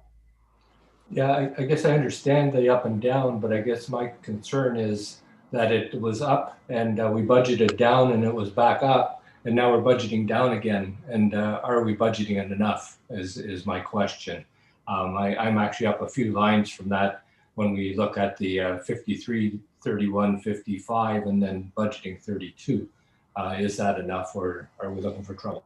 Sure, and through Mayor Schultz, I guess if I look, so if I'm tracking here, if I'm looking at the overall, we budgeted 708 overall, and we were actually at about 624. Now I'm sure there's still monies coming in. I'm sure, yes, Richard's smiling. So there's definitely monies to be had. So we may be right on that threshold number. So, you know, this year's bottom dollar, we're looking at about 722.8. And I guess if we're looking at bottom line budgeting with respect to winter, we're probably right on track with that, maybe slightly over, slightly under, but we're not that far off. So individually, I appreciate the comment, Councillor Shantz, but I guess bottom line budgeting on that whole item, it seems to be in roughly line. Okay, that's fine. I just wanted to make sure that we weren't budgeting into some trouble. Richard, you look like you want to jump in. Yeah, thank you, Madam Mayor. So part of the question or part of the answer I may want, and with concern is probably a question to myself, is looking back, because I think staff start to look at some 5-year trends, you know, kind of typically what have they been doing. And I don't really have it in front of me, but I'd be curious to see what 17 and 16 may have looked like. And were they still within that 33,000 threshold? I don't really know that right now, but that may be something from a staff perspective we can kind of look at, you know, as we're starting to go through these budgets, is just taking some of that look back. Because, you know, if we find out that we are in that and 2019 and 2020 happen to be the anomaly, you know, and then maybe why they were the anomaly.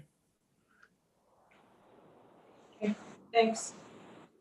Councillor Merlihan or Councillor McMillan, go ahead, and then we'll come back to that. Yeah, thanks. Just real quick, with regards to the traffic comment and the timing of that conversation, I understand Jared saying it fits in better with the traffic calming report. And I would agree with that. Getting into specifics, it probably makes sense for that alignment. And given that we've only got a few meetings here, to get into specifics might not make sense. But this is our budget. This is our time to earmark dollars.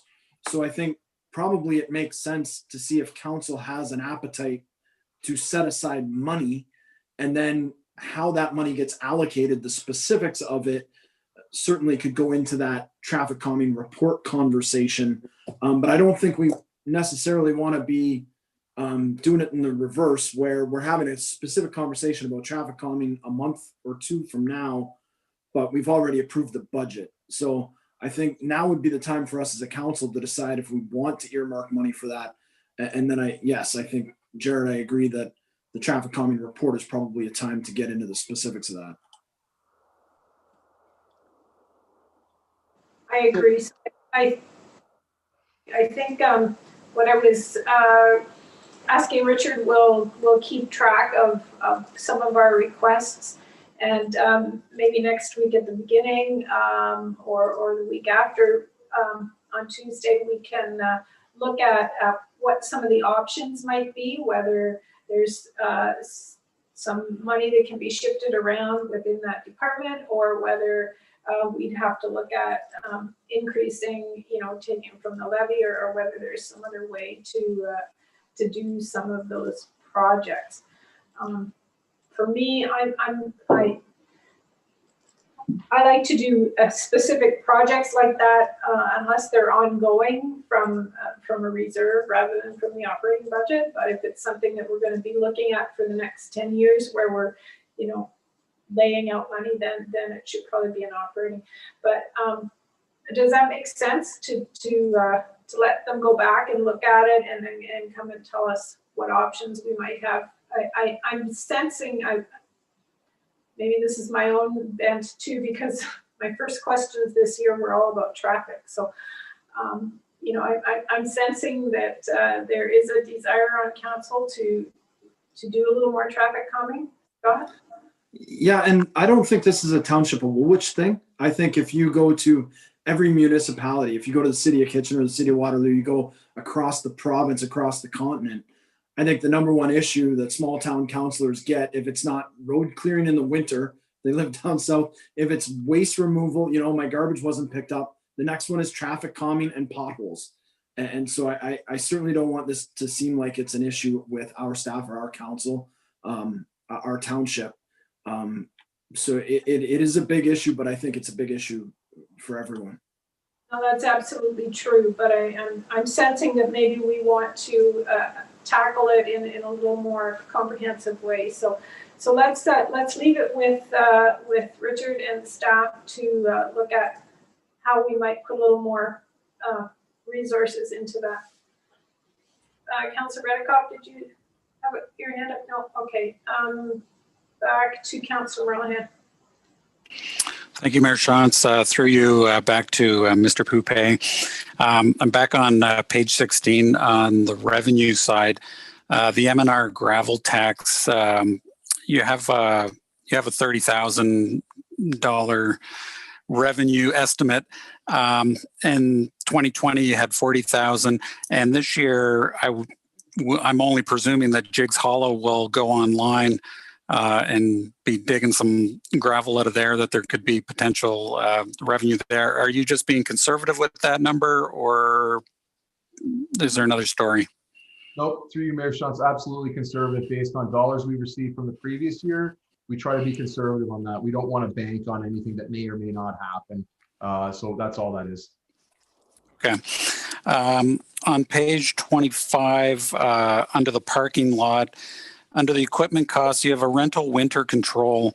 You've budgeted $11,000, and it's been about $11,000 the last bunch of years.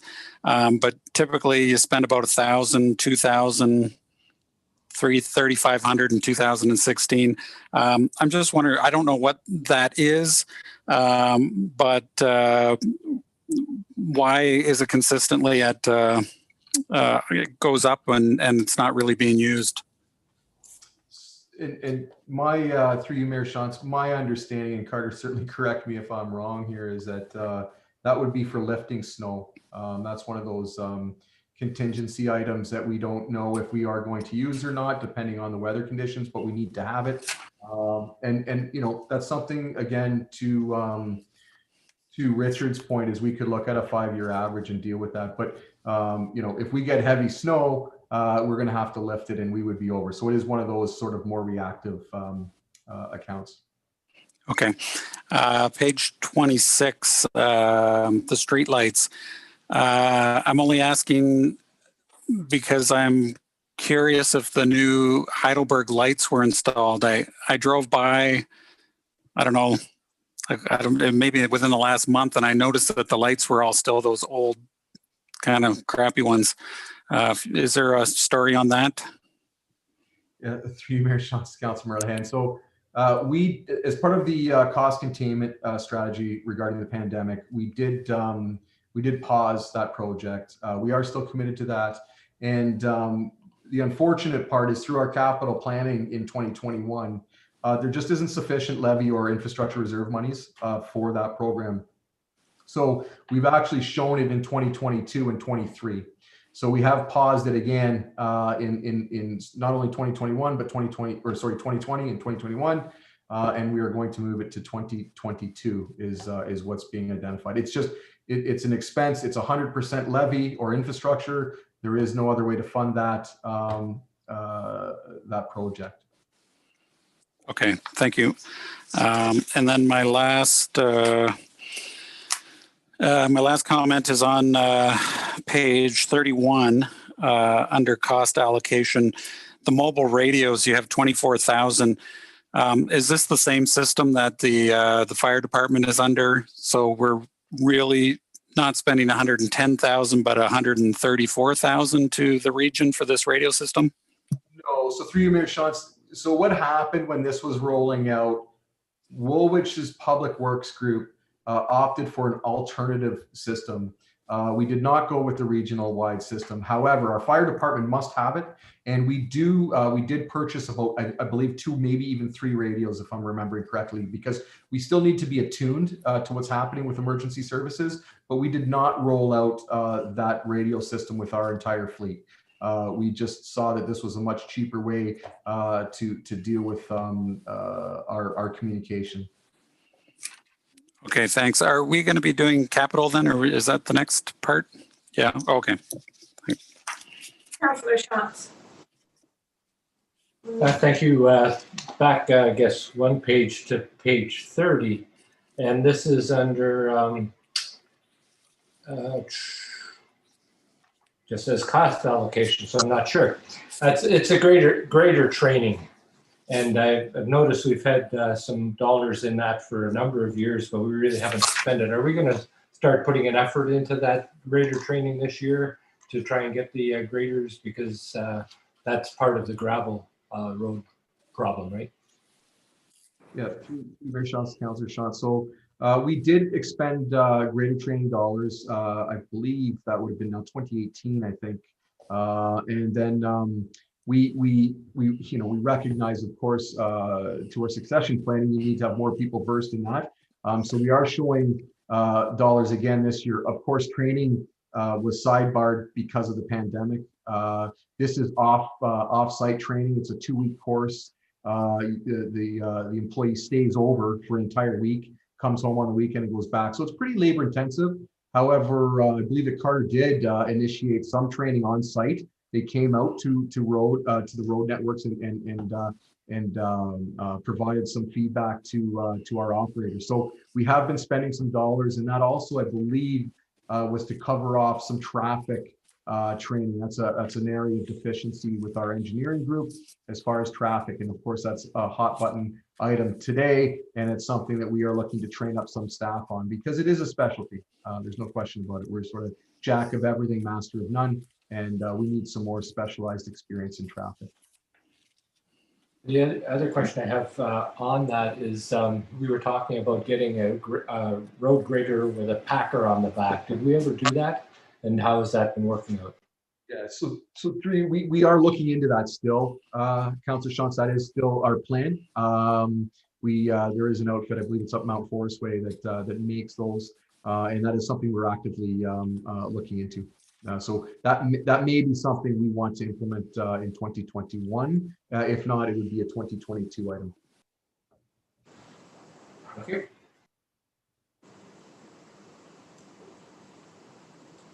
I'm not seeing any other hands up. Are we ready to move into, I guess, Councillor Renahan, you were asking about capital. Do we have some questions on the capital end before we move on to development services?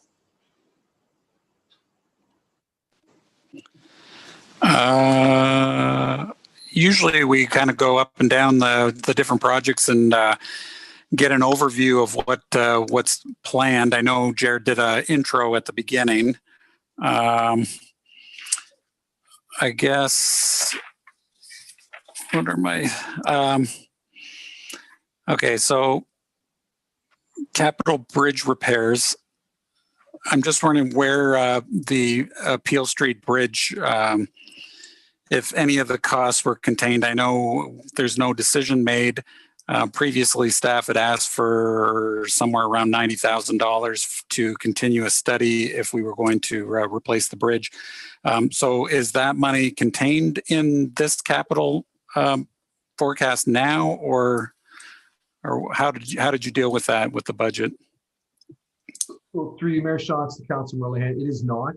I think staff was pretty focused on debenture for keeping Peel Street. The original recommendation, and again, there will be a more concise report coming to council with the 3 options, but it is not contained here because it would be assumed that any additional work that may be approved by council to occur would be debenture.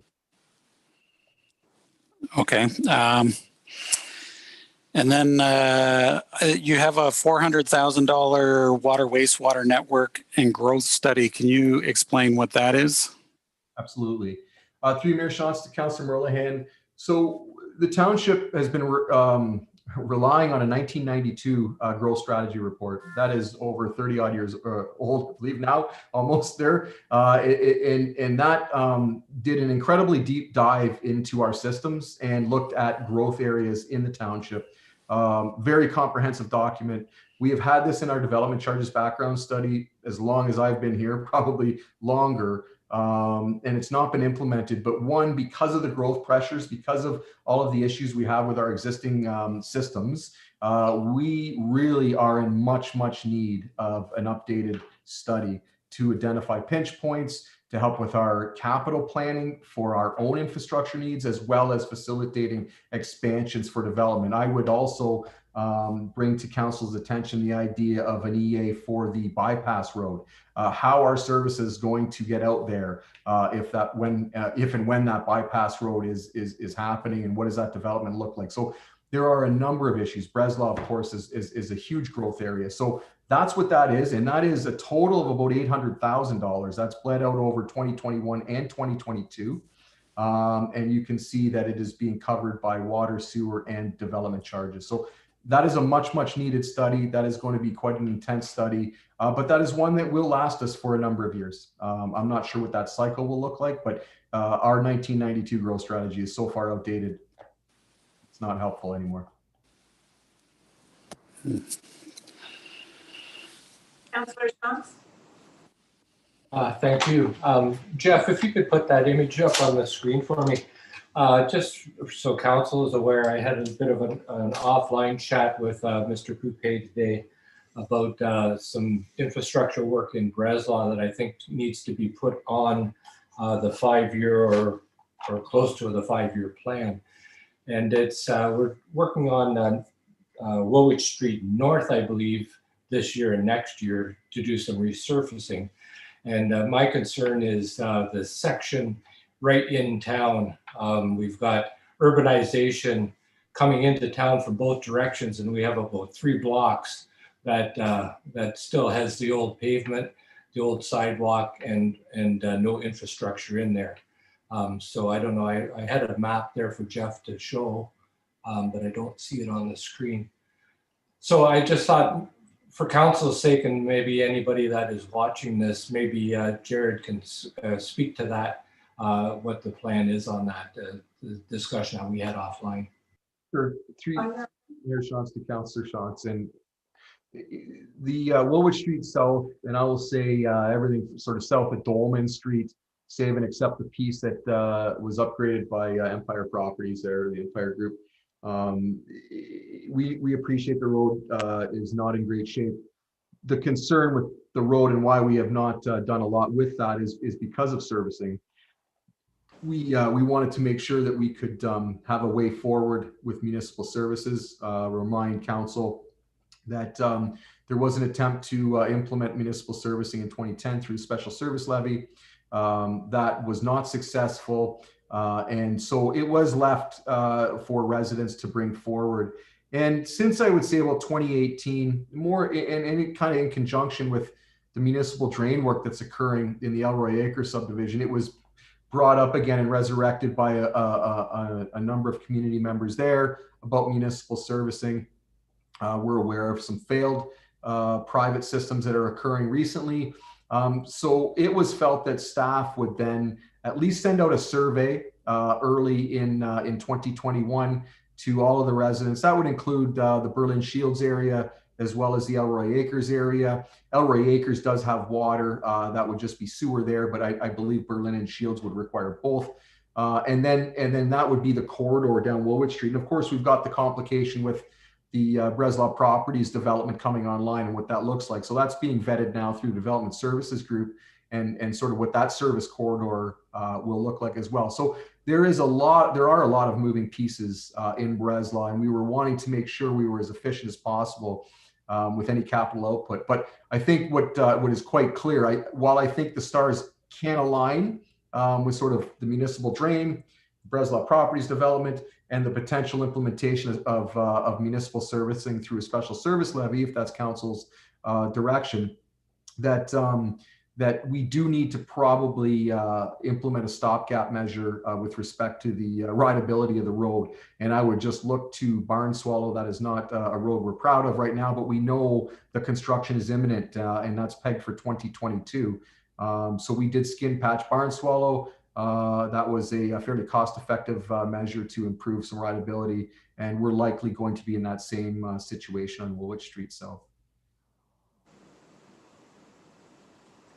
Yeah, thank you. I just wanted to make sure that it didn't get lost in the mix of things, because I didn't see anything on in the capital for the next 5 years, and thought that was maybe key to make sure that that gets brought forward rather than buried. And it gets to that point, through you, Mayor Shantz, Councillor Shantz, is that that bleeds into, I guess, the Peel Street conversation, the venture conversation in the capital plan, is that what I think is important to note here is that you see a $16 million capital program for 2021. And if you look out into 22, 3, 4, you're going to see an upper government funding level number of 3.5, 3.92517. That is money that we simply do not have. That's what that represents. And those are related strictly to our paving and bridge programs. I think that is really highlighting the revenue stream with respect to levy, and it is not sufficient for the needs that we feel. So municipal drain, I think we were alerted through the preliminary report by K-Smart, is around $1 million, could be north of that. And I think that final report will be coming here probably by mid-year. But that is something we just do not have an additional $1 million in levy. You know, when you look at special service and the urbanization, so special service levy, the benefit of that, and why I think staff and council have been implementing that is a user pay system that's benefiting properties pay.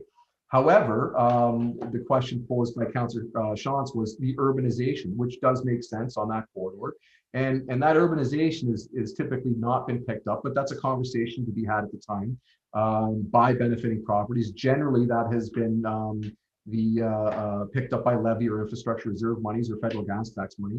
But it could be some DC monies involved, but you know, it's not unheard of to have benefiting properties pay for that too. So those are some good conversations that we need to have, and it's why it's not showing the forecast, because we can't fit it in, and we don't know that those projects are yet approved. But I do think it's worth highlighting the needs we have in 22, 3, 4, and 5, and you see those upper government funding line items are simply dollars we don't have. All right. Thank you. I guess to Jared, when it comes to Wood Street South, did we not receive funding from the region when we took that over from the region when the bypass went? Yeah, through you, Mayor Shantz, to Councillor Martin, we did. We believe it was just north of $260,000, and that went real fast through our Woolwich Street reconstruction project between Dolman and the bridge. That was gone in a heartbeat. They can have the road back if that's where we're going.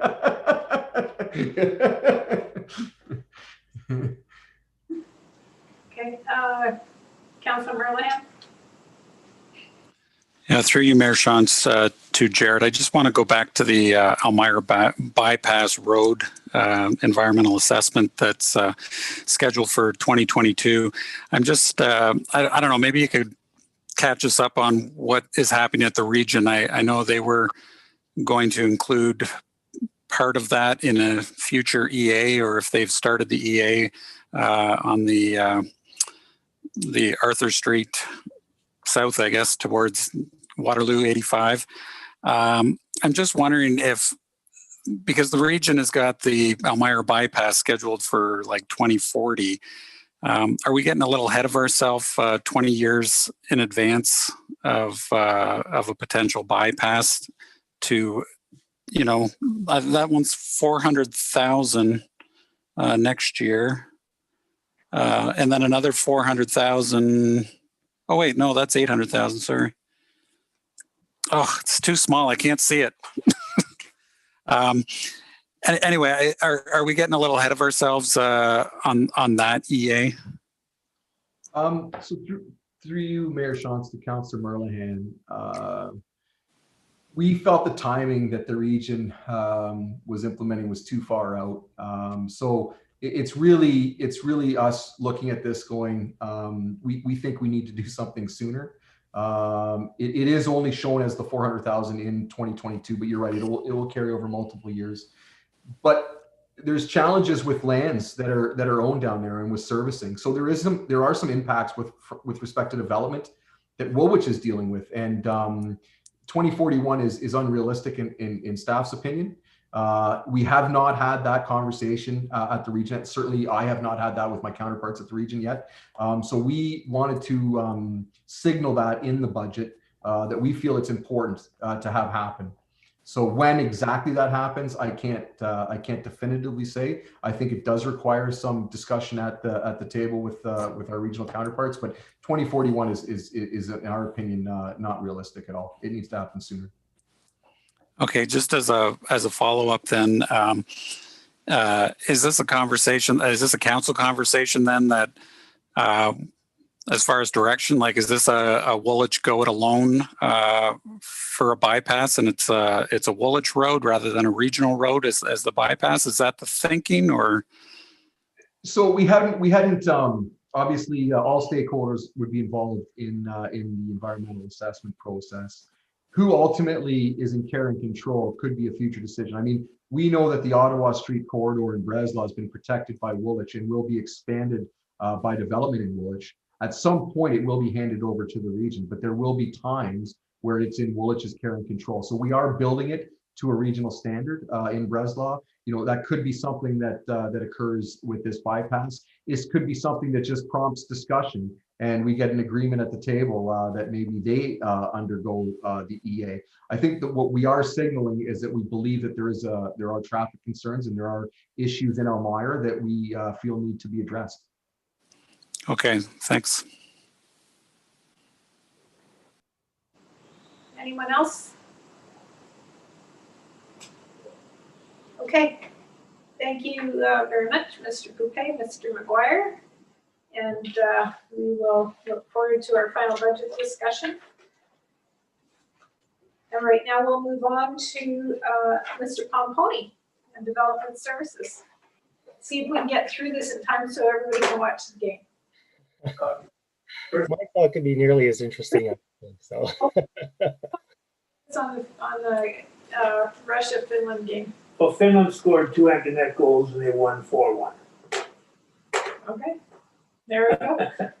Take a better break. Okay, Councillor Martin would like to take a 5-minute break, so anybody else need a break? We'll take 5 minutes and come back.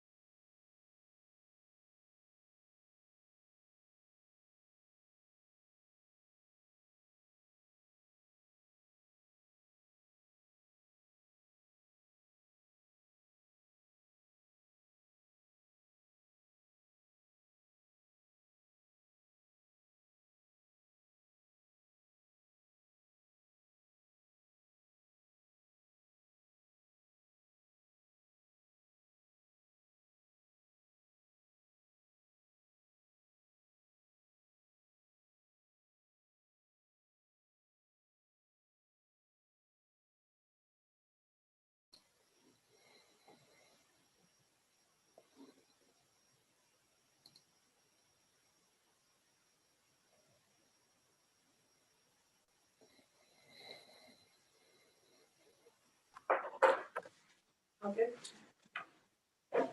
Okay, we're just getting set up again here. I think everybody's back, so Mr. Pomponi, if you want to jump in. Thank you, Madam Mayor and members of the council. I'll ask Jeff to load my presentation.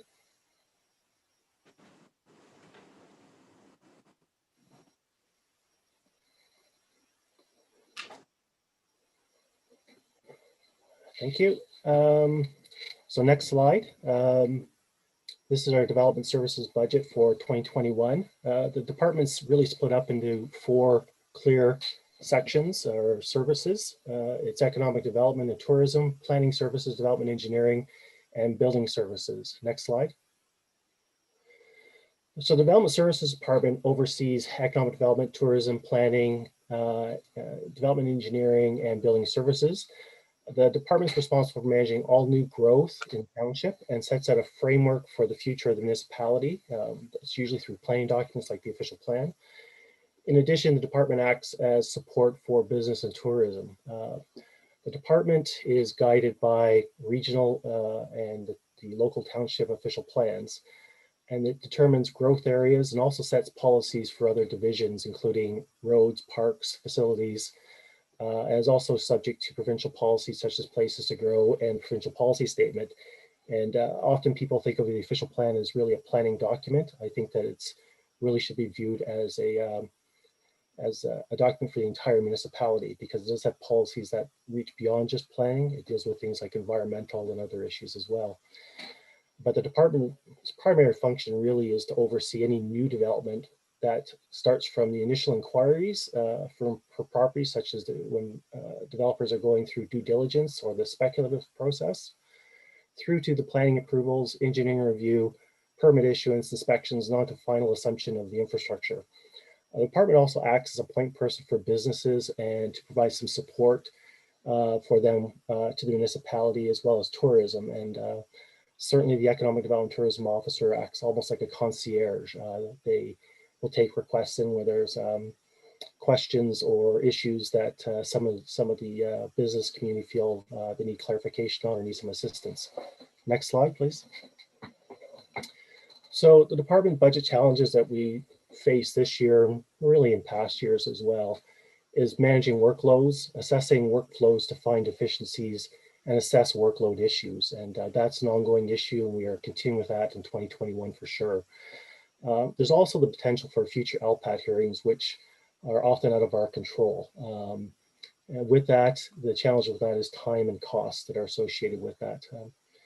Being able to meet revenue targets, we are a department that's dependent heavily on application fees, and with submissions come fees. And we need to assess those fees to minimize impacts on the taxes. We also have a number of strategic plans that we're looking at completing. We've recently approved site alteration, and that needs to be implemented. And we also are looking at increasing field inspections. And the point of this is really to ensure that the new infrastructure going in is of a high quality before it's assumed by the municipality, as well as this person would be looking at implementing the site alteration, taking on those responsibilities. So next slide, please. This is just our overall budget. You have this in your document. Can I have the next slide, please? So economic development tourism.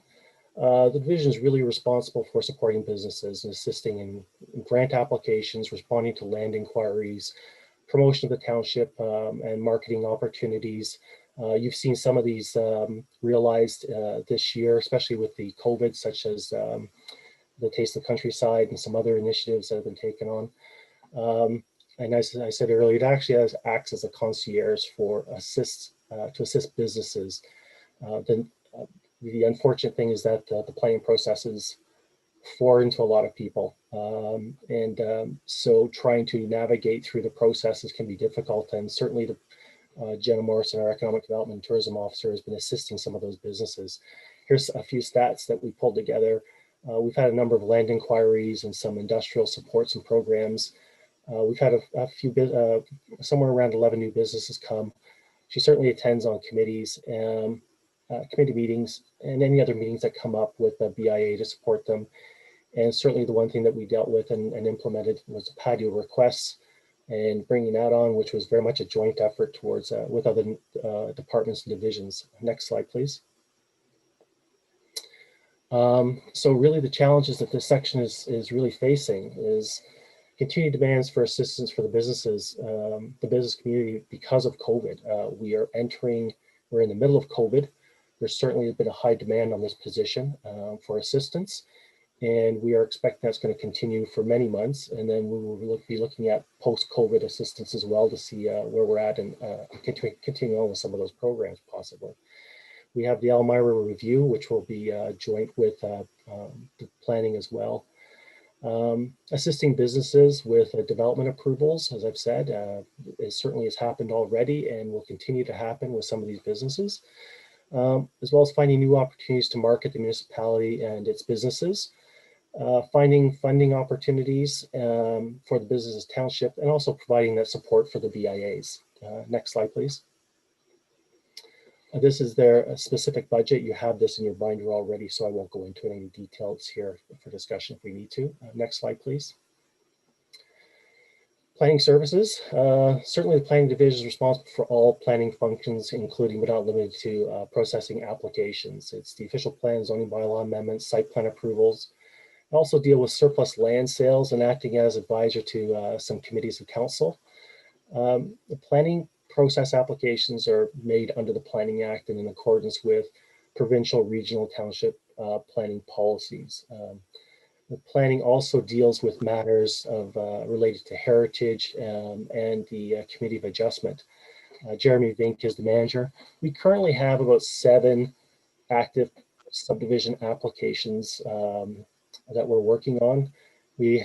Last year we had about 11 site plan applications and about 23 zoning bylaw amendments, as well as Committee of Adjustments for variances and consents. Next slide, please. Certainly the challenges that we're facing through this section is managing workloads. As I said earlier, the big unknown that we usually deal with is the potential for LPAT hearings. With this is costs to defend or to represent ourselves, as well as timing, which is the timing cost for staffing to attend and prepare for these hearings, to work with solicitors, find consultants to represent us. This is something that we budget for annually. In the slides coming up here, you'll see that we do have legal costs that are represented in there to deal with this. It's also the struggle which generally the department has is being able to meet revenue targets, as I said earlier, because we are dependent upon application submissions. So when we look at our revenue streams and what is we are projecting to come in, we certainly are conservative with our approach on this. It's very much a department conversation that happens to find out what applications are coming on, what sort of, which could lead to building permits, which could lead to inspections out in the field that are required for, say, servicing constructions. We are conservative on this. We always have to be conservative on this because we are dependent upon others. Just as an example, for last year, we budgeted, I think, anticipated 200 building permits coming in. Even with COVID, we had 230 building permits for residential that came in. So we exceeded our targets, and certainly with our revenue within development engineering, we exceeded them in some cases. So the other challenge that we've got here, which is part of in Richard's report, is the budget request for to council for a GIS technician. This was a position that was identified in the organizational review. It was identified that maybe it would be $30,000 would go to a consultant to assist us with our GIS technician. And if you look at the budget paper that is attached to Richard's report, it gets into some very detailed discussions about the function of it. And basically what we're looking at doing is bringing that in-house rather than contracting it out. The other challenge we have is ongoing policy review and reporting. This is stuff that comes down from the top. It starts at the province amends. There are various policy documents which could be aggregate related, provincial policy, places to grow. It funnels down to the region and then to us, which requires us to review and report back to council. Next slide, please. This is the planning services budget in here. You've got it in your documents already. And I won't get into it too much, but certainly again, I wanted to highlight that when we look at our revenue targets, again, we are conservative, and we certainly take a conservative approach on that to be cautious. Next slide, please. Development engineering is certainly responsible for the engineering review and acceptance of Planning Act applications with respect to civil infrastructure, as well as the administration of subdivision agreements. And as we just had the site alteration bylaw passed, this is a function would go into development engineering. It also reviews all proposed lot grading and ensures conformance with township standards. And site alteration process is part of that. It's tied to it. Certainly Randy Miller, which we met at I think our last meeting just before Christmas, came and did a presentation. There's currently about 15 active subdivision agreements that are being worked on. The interesting thing about with the development process is that you see the applications for planning come to the planning process. It gets council approval. That's sort of the front end work, which is very public process once the approvals come. And then there's this sort of, I don't want to say back end approach, but there's this less visible work and processes that are being done. And that's ensuring that the engineering is done properly, that the construction is done properly. And that's the subdivision work, which kind of can carry on for quite some time, especially when you're dealing with a subdivision that has multiple phases that you will be dealing with the construction phases and the inspections for years to come. In addition, there's approximately somewhere around 100 Planning Act applications that they are working on at any time in different phases. Some of them have been passed post-approval, and some of them are in the approval process and still require review. And then there's lot grading plans for building permits, which are being reviewed. And there's over 200 that are being dealt with annually. They're looked at, made sure that they're in conformity with the overall lot grading and drainage plan once building permits can be, in order for building permits to be issued. Next slide, please. So the challenge is really with development engineering is managing workloads and demands for inspections. That's a big challenge for us. You certainly had, Jared's group had Mr. Anderson appear to talk about the roads need study, and I think he was made a very good statement in that you get what you inspect, not what you expect. And the critical part of that is making sure that inspections are being done so that the infrastructure that we are getting is of high quality. If it's not of the high quality, it fails sooner, and then those costs end up being a tax burden sooner rather than later. So what we're hoping to do is really making sure that we can get some of those inspections done to make sure we get the best quality infrastructure. The other thing we're doing this year is a review of some of our internal processes to find efficiencies. There are some areas where we think that we can, I guess, refine some of the process and possibly defer some of the work out to peer reviewers. We're looking at potentially bringing through a report on peer review consultants in the near future. So we have some dedicated consultants to do some of this work. And the other thing that we dealt with was started back in 2019 review of our fees. The development engineering fees were adjusted to recover cost and also to provide a better, more complete review of the new construction that's going in the ground as a result of new development. In the December 2020, we had certainly had site alteration, which was approved by council, and we are meeting to implement that and to bring that forward and to tighten up the process and to provide some clarity of the process as well. So that's happening, I think, next week, I believe, or the week after. The other challenges we have is proposed GIS position is identified as a servicing need, which I mentioned earlier. The fees approved in 2020 for the year will cover that portion of the costs, and those fees are being carried over this year. We felt that it was justifiable to look at our development engineering fees, revenues that are coming in to help pay for that. I think, as I said earlier, the organizational review identified $30,000 should be set towards this review, but there was no revenue identified how we would generate that revenue or where that revenue would come from. When we certainly dealt with our 2019 engineering review, we took that into consideration, that some of the revenue coming from that would be paying for the GIS technician. Again, as I think I've said earlier, we will be looking at a future request to council for a field service technician to provide a greater range of field inspections. That was mentioned, I believe, in my report. We haven't included it in this report at this time as a request, simply because we need to assess workload. And what we really want to do, if you go up to the second bullet up there, we want to review internal processes to find efficiencies first. There are some areas where we can find those efficiencies and refine our processes, which would be tied to peer reviewing and potentially peer reviewing work out, assessing that work to make sure it's as efficient as possible before we look at bringing forward a request for the field service technician. Certainly the revenues that we have collected would cover this off, and there wouldn't be a tax hit on that. So next slide, please. This is the budget, which you got in the report again. I don't want to really talk to it at this point, other than to say, if you look at our fees and charges, historically, you can see how we've increased them quite a bit. And that's really to provide services. When you talk to the development industry, they're really looking at, they don't mind paying the fees if they get a corresponding level of service return for that.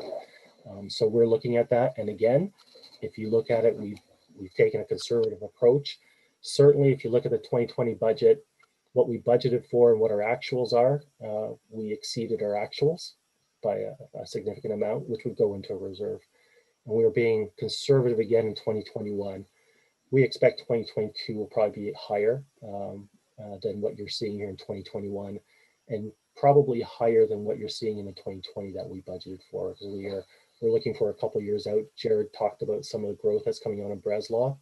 So we're kind of mapping this out to see where the revenue is going to be coming out for the next couple of years. So we're pretty confident that that revenue will be there, and we'll have a reserve built up to cover off these additional services.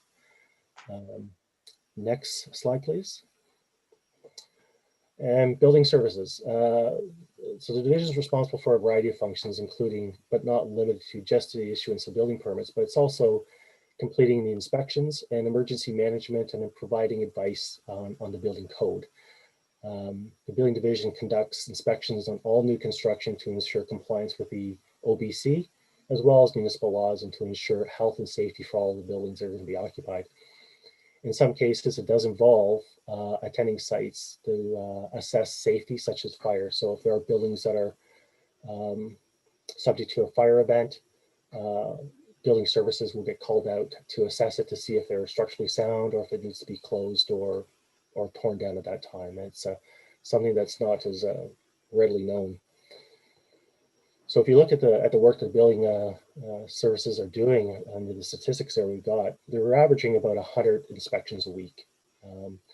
Some of them can be conducted on one site. So you may have if you've got a good site supervisor, they'll have a building inspector come out, say to Thomasfield, and the inspector could knock off 10 inspections right then and there, and then they'll go on to another site. So, and the other thing is the number of residential building permits that actually were issued. This is kind of a good indication of what our economy is doing and how we're doing for workload, as well as the building activity and construction activity, because construction activity certainly takes up a big part of the economy. So in spite of COVID, we exceeded our projections of 200 units that we use for our budgeting purposes. We're around 230 residential building permits, quite high. We're quite surprised, but certainly when we started heading into COVID, we had, I'd say, a brief shutdown until we could regroup and assess how we can move things forward. Certainly in that period where we were shutting down internally, we had discussions about maintaining the review process at very least, so we could get this continue on with building permit issuance and inspections. And the other thing is we had an increase in construction value. We are up over $128 million in construction value this year. A lot of that came from a couple of ICI projects, but we certainly, I think, exceeded our revenue targets. So all in all, I think we did fairly well this year, and in spite of COVID. So next slide, please. So the department is facing some challenges for sure. It's providing timely review and inspections that are required under the Ontario Building Code. The Ontario Building Code has requirements of when permits have to be issued. They're fairly tight timeframes. I think it's 10 business days, and we need to be able to make sure that we can meet those deadlines. So as part of that, we have to assess, there's always an assessment of staffing needs to meet those deadlines, and also making sure that we can, that the time is adequate so that we can get review and inspections and ensure that the work is accurate, that's being done. And tied to that is providing the good customer service. You know, we have people who come to the counter, they need advice on the OBC, how to apply for permits, that sort of work, and being able to meet those needs. The departments also, or the divisions, actually going to be bringing forward or implementing the termite control program this year, which will be a challenge for staff to kind of work that into their work programs.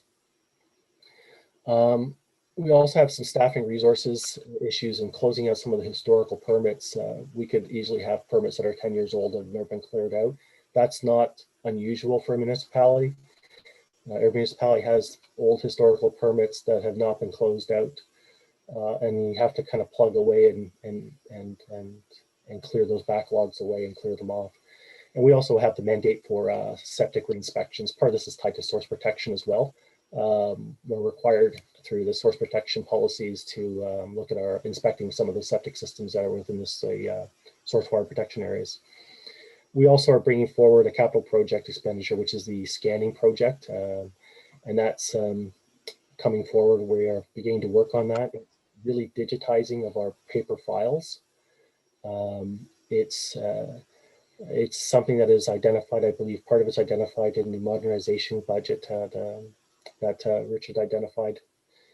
And we also have looking at if there is a future request to council for a summer student. That's not part of this budget because we're again looking at assessing what our needs are going to be based on permit activity and what sort of submissions that we get. COVID has made things quite uncertain for us, for sure. The department has done fairly well with managing it, I think, better than other departments who have had some real challenges. We've been fortunate that we haven't had to face some of those challenges because the construction activity has just been motoring along. And the other challenge, which is one I think that we need to kind of identify, which is sometimes gets forgotten, is geography. We're a big municipality. Bigger areas means longer travel times.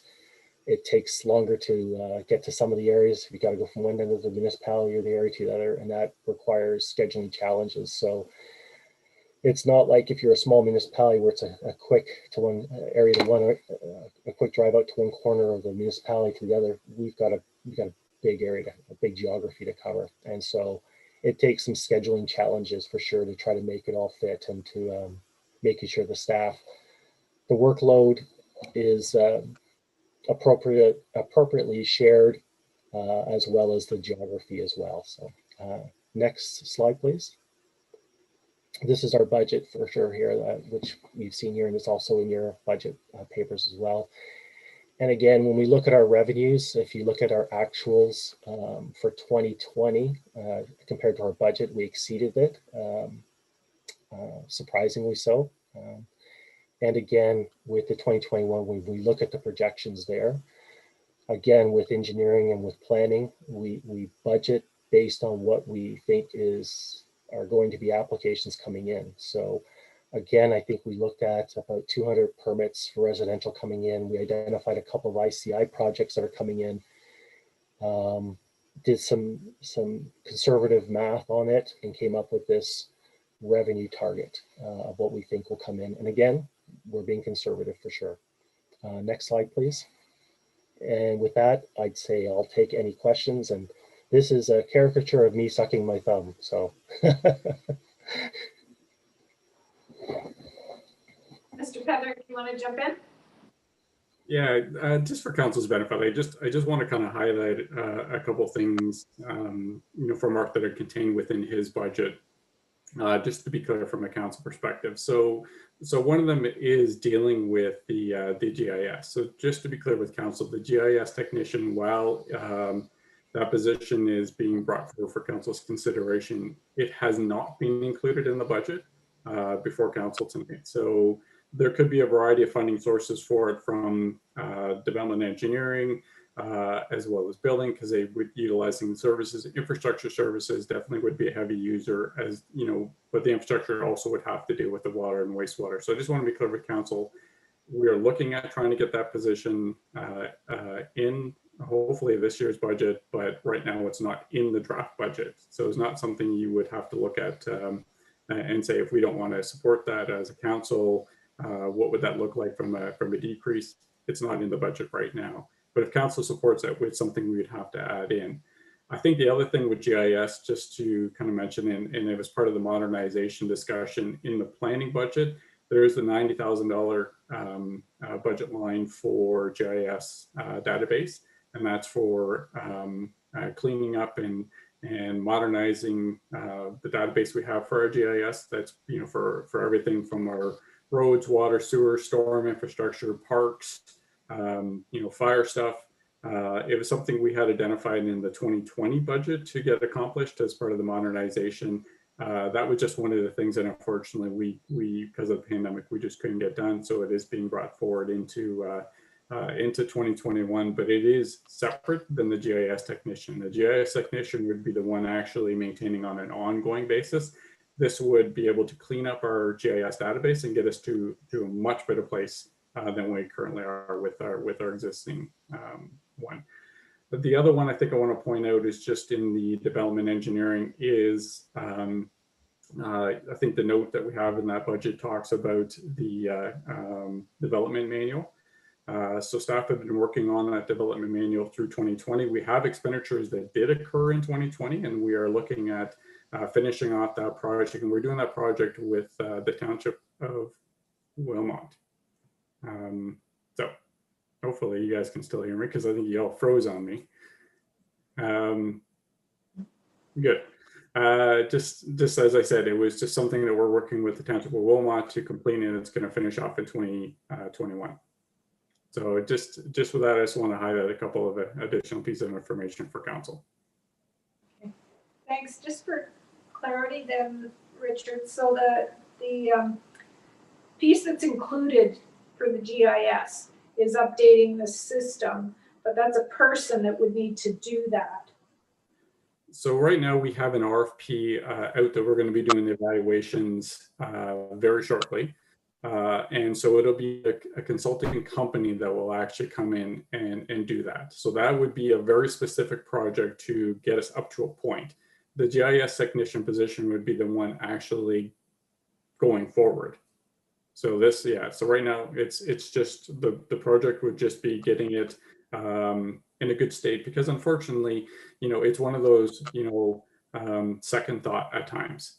You know, our manager of planning, he's the one that's been maintaining the database. You know, he tries to fit this in, you know, with his busy schedule, dealing with other planning applications and development things that are on his plate.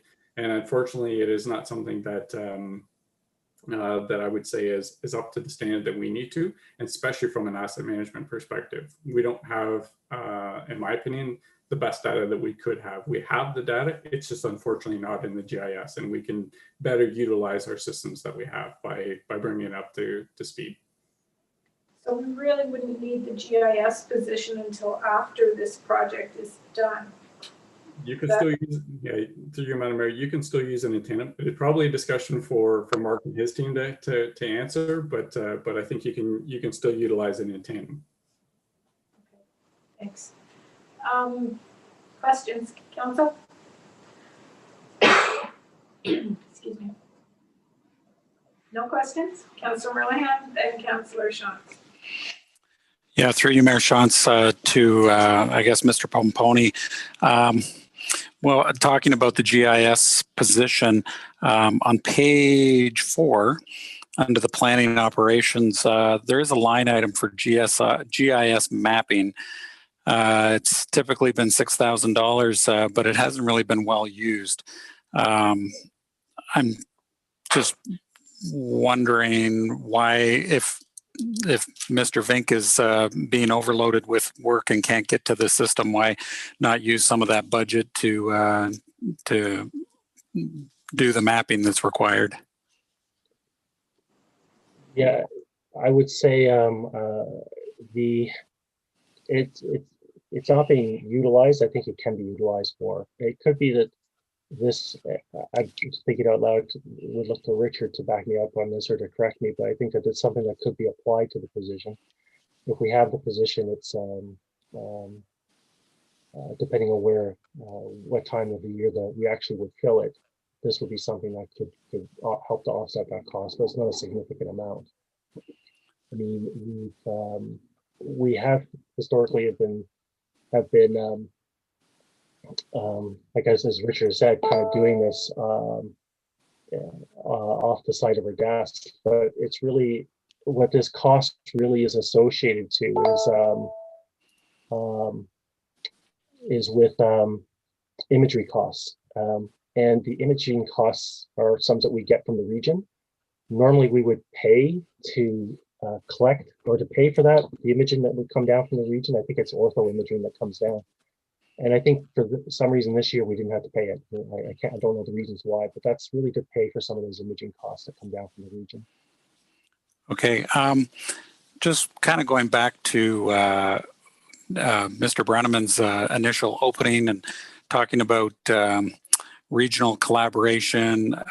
Is this a position that we could contract with the region to offer these services instead of bringing somebody in house? At this point, I'm kind of more inclined to, see from Mayor Schantz's view, where you would go through this $90,000 process to get the GIS up to date, and then bring somebody in afterwards. But if we want to work together with our other levels of government, has there been any exploration on that front? With certainly the budding municipality, for sure, we've had those conversations to see if there was something that we could share. It could very well be that in the future, and unfortunately we haven't come to a conclusion on that, but we have talked about partnering with the municipality. We're waiting for them to go through their internal review and processes. It could be that there might be an offset of costs if we decide to provide that service to someone else, Southern Municipality, which is Roma, but we're really waiting for them. So there might be an opportunity to share, and we just need to wait and continue on with those discussions with them. Okay, thank you. Councillor Shantz, I think you were next. Thank you. I'm looking at the tourism and marketing on page 22, and the digital kiosk. Can you give me a little information on that and what you've got in mind there? Yeah, sure. This is part of the modernization money that we're looking at. The digital kiosks we kind of looked at a couple of different options of what we could do, but we're thinking that there could be a couple of these, possibly 3 placed within the BIAs or downtowns. The kiosks, there's a number of them around in some municipalities in different locations. It's very much a tourism thing that would identify businesses and sort of the tourism and the businesses in the area, give some additional information to the community. There'd be a sort of a pedestal type of a screen that is touch screen where you can interact with it and to get additional information that you may need. Like for instance, if it's and certainly in some municipalities, once the thing has been installed, once these kiosks have been installed, they've actually looked at revenue opportunities for them because you can do some advertising through them. But it's a fairly tall structure that's got basically touchscreens on them. And it has things like a business directory. You could have, say if you're in St. Jacobs in downtown, number of restaurants, you could pull up all the restaurant menus there, decide where you want to go. You could pull up events that could be happening if you've come in to find out what's happening in the future, such as Christmas events or shopping events, things like that. We certainly had some conversations with some of the municipalities that have these in place. Blue Mountain is one, I think, that has them to get additional information on this one. Yeah, I wasn't sure whether it's just going to be one in one location or whether there's going to be a number of them. So, yeah. I think we're looking at potentially 3 at this point. Okay, and then the other question I have, and if I go way back into the original goals, and it says continuing with the review of additional mineral aggregate policies, including the minimum separation distance. And I know or I've been asking about getting those policies updated, and wondering if we can put some emphasis on that this year, so that we can maybe not run into some issues when aggregate companies come to town and want to start digging. Yeah, I think very for sure. The aggregate review, I would say, is almost ongoing. The aggregate, certainly we've dealt with it recently in some of the when the province, I would say, the province kind of opened up opportunities for aggregates recently. So we have to implement those. Those things are kind of ongoing. What I'm not certain if there's going to be something coming out of that, but we're obligated by provincial policy to implement that through our official plan and the regional official plan. So we are obligated to do that. And we're bound by that legislation. So to go above and beyond or become more restrictive to what the province wants to do is I'm going to say a fairly difficult thing to achieve. I'll give an example of one that we're dealing with right now, related to tied to source water, and I kind of touched on that in my report when I brought it back on the policies just before Christmas. There's a policy that the region is, the GRC and the region are trying to propose, which would be additional review at the regional level if you go towards below the water table, I think it was. My question was, how can they do that? Because it would be more restrictive than provincial policy. And certainly the conversations that I've had was that, yeah, it is more restrictive. They're going to try to push for it, and we'll see what comes out of it. So once the source protection policies get approved, and I think that actually the public consultation on that process starts on the 31st of this month, I believe. Those policies will get put in place, and we'll see what the regions or the M&R's reaction will be to it. They may pull it. I can tell you, there were, certainly when I worked on the official plan in Brant, I tried to make policies much more restrictive, and the province shut us down pretty quickly. So it wasn't our jurisdiction. So that's an ongoing thing for sure. Any other questions, Councillor Redikoff? Through you, Mayor Shantz, to Mr. Pomponi. You mentioned at least 3 times in your report that staff has to manage their workload. How much should that be worrisome to us as council, that we're burning out our staff? And you talked about the longer commutes to the various projects that we've okayed. So I'm just worried about that and your staff. Yeah, thank you, Councillor Redikoff. Yeah, it's just an ongoing thing for sure. I mean, the challenge that we have is assessing what the workloads are going to be, and making sure we've got appropriate staffing for that. Certainly when we brought forward the fee reviews and for our last budget that was implemented for 2019 for 2020 or 2020 budget, the intent there was to find revenue sources to staff out. I'd say we've highlighted those because we have to assess them ongoing. We've got revenue, I think, to cover off staffing needs without it being a tax hit, particularly in building and development engineering. It's something we have to assess as we go forward. I mean, we may need some assistance. There's actually 2 areas that we have to deal with is workload issues, and the other one that's talked about less is succession planning as well. So it's something that we discuss and assess, and we have to manage it. So going forward, we certainly do have some challenges in some areas. I'd say that development engineering is one. It's not surprising. I had to deal with this before, where development engineering has some challenges with doing review and then getting out and doing inspections. The inspections to me are pretty critical. I mean, to go out there to do a fulsome review of inspections. When I think it was a year or two ago when Jared brought forward the roads needs study, and we had Mr. Anderson talk about new subdivisions that are failing before they are being assumed.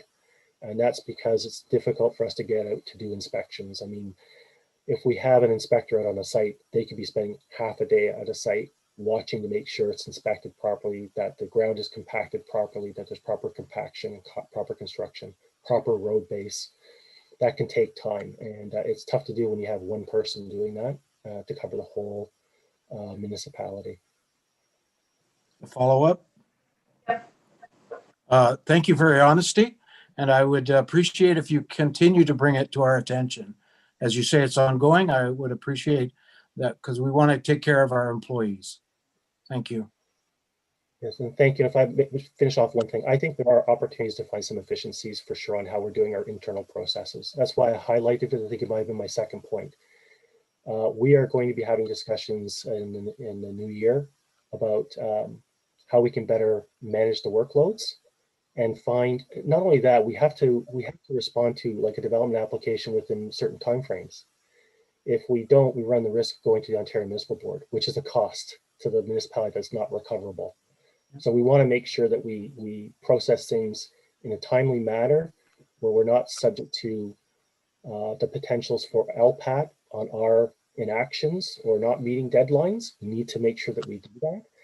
And there are some ways we can do that, I think, by making some adjustments. The one thing, and certainly Richard and I have had conversations about coming forward, for instance, one thing I'd like to do is come forward with a report to council to have a dedicated peer reviewer for the municipality for engineering. Right now, we have to go through multiple quotes, and that can take up a lot of time that we spend finding somebody to do the review. And that's delays things. If we had a dedicated reviewer, we would just automatically ship it off to them. No questions here, have a look at this. And we would have the expertise of, say, hydrogeology, geotechnical, or traffic at our fingertips. We just fire it off to our consultants, get the peer review back, and they send it back to us. It's a much quicker process. And that's a cost that would not be borne by the municipality, it would be borne by the development industry. Thank you again for bringing it to our attention. You're welcome, thank you. Thank you. Anyone else? Council Ronan? Yeah, through you to Mr. Pomponi. I'm just wondering with the economic development staff person, could that staff person be like part of the rest of the department where development pays for itself and be under that umbrella rather than just being out of the operating budget? Thank you, Councilor Merlin. Good question. I think Rich will tell you I'm pretty good at finding ways to find people to pay for these fees. Trying to find fees. I haven't been able to find anything that we could for this one, for sure, if we could. It's the difficult thing with economic development is that often you see some of these charges and people claim they are counter to economic development and growth, right? So what I think we are doing now and what we are doing with this person, Jenna, who's done a phenomenal job since she's been here, she's getting, and it was very intentional. We get her involved in development processes and applications so she can understand them and help people. So I think that there's an assistance that she provides to charge for that assistance because people are not aware of it. We potentially, but I can't see a way that we could do that. Okay, we'll continue to look, if I could find something, I'll yeah, it just seemed to me that a lot of her position is, you say a concierge service, so people come in, and if she's the first point of having that assistance. And I'm just wondering, is in your department, is it just general help for residents, or would the economic development person help somebody just off, a regular resident coming in and needing the services? Yeah, to be clear, councillors, that there's not a lot of residential assistance that she gets. It's really for businesses and tourism. I mean, that's the sort of things that we're looking after. I mean, For instance, inquiries will come in. A real estate agent will call about a property that's for sale. They're looking for a property. She'll find some information on it and give it to them or direct them to the property owners. In some cases where we have a site plan application coming in, and usually it's the one-offs that require work. Like the bigger developers, the bigger construction companies, they get it, they understand the process. But it's the smaller ones where it's their one-off. It's, you know, they're good at, say, repairing cars or doing welding. They don't get municipal politics. They don't get municipal processes. That's where she's been providing some value and assistance, guiding them through where they've got some issues. They need to get some issues on or clarification on fees and process. That's where she assists, and that's where her value has been in those cases for sure. And also with some of these other challenges, the COVID ones, certainly the patios, she was a big lead on that, but certainly wasn't the only department, but she certainly was assisting with Jared's group, who were a huge assistance on that and planning. In case like that, there's not really an opportunity. And in fact, during COVID, we waived a lot of fees for the businesses just to deal with the COVID issues. So. Okay, thank you. Anyone else? Okay, capital, we didn't talk about capital, did we? Mr. Pomponia, did you want to, maybe I'll put it to council because it is almost 9 o'clock. Do you want to move on to the development capital budget, or do you want to leave that for another night? Richard? To you, Madam Mayor, the only thing that really has an impact on development services is just in the IT budget, IT capital. And it's just with the digitization, which we can talk about next week when we go through corporate services. Okay, that sounds good then. If there's nothing else for Mr. Pomponi, then I'm going to move on and ask that the committee of the whole rise and report to council. Can I have a motion? Councillor Shantz and Martin. Everybody's picture just flipped on my screen. All those in favor? And that's carried. A motion that council confirms and adopts the proceedings of committee of the whole, moved by Councillor McMillan, second by Councillor Redekop. All those in favor? That's carried. And so the next on my agenda is a motion to adjourn, but we do have another quick council meeting that we need to do tonight. And there was a note here about a potential closed. I think I'll just leave that. If we need that closed, maybe we can do it 15. Can people log in 15 minutes early on Thursday if we need the closed? A thumbs up, thumbs down. Yeah. Okay. We'll leave that until if we need it at Thursday. You'll find out about that. Okay. I'm gonna have a motion to adjourn, but please stay on the call, and we're going to do another quick special council meeting. Motion to adjourn the budget meeting. Councillor Redekop, Councillor Shantz, all those in favor? That's carried. Thank you. And now we have a special council meeting, and I will ask if there are any disclosures of pecuniary interest on that. Seeing none, a motion that council convenes into committee of the whole. Moved by Councillor McMillan, second by Councillor Shantz. All those in favor? Carried. So, Ms. MacArthur, you have a COVID-19 Resilient Stream Grant application. Thank you, Madam Mayor. Just a quick little report. I wanted to vet through council tonight. So although this is an allocation-based funding source, we are required to submit an application. We need to identify the projects that would fit within a couple of the parameters that the government has identified. And one of them that we have identified is the retrofits or renovations to facilities. There are four projects that we have identified on the capital plan that could be funded through this allocation base. So it's $279,000 and change. But we would require, the applications need to be submitted on Thursday.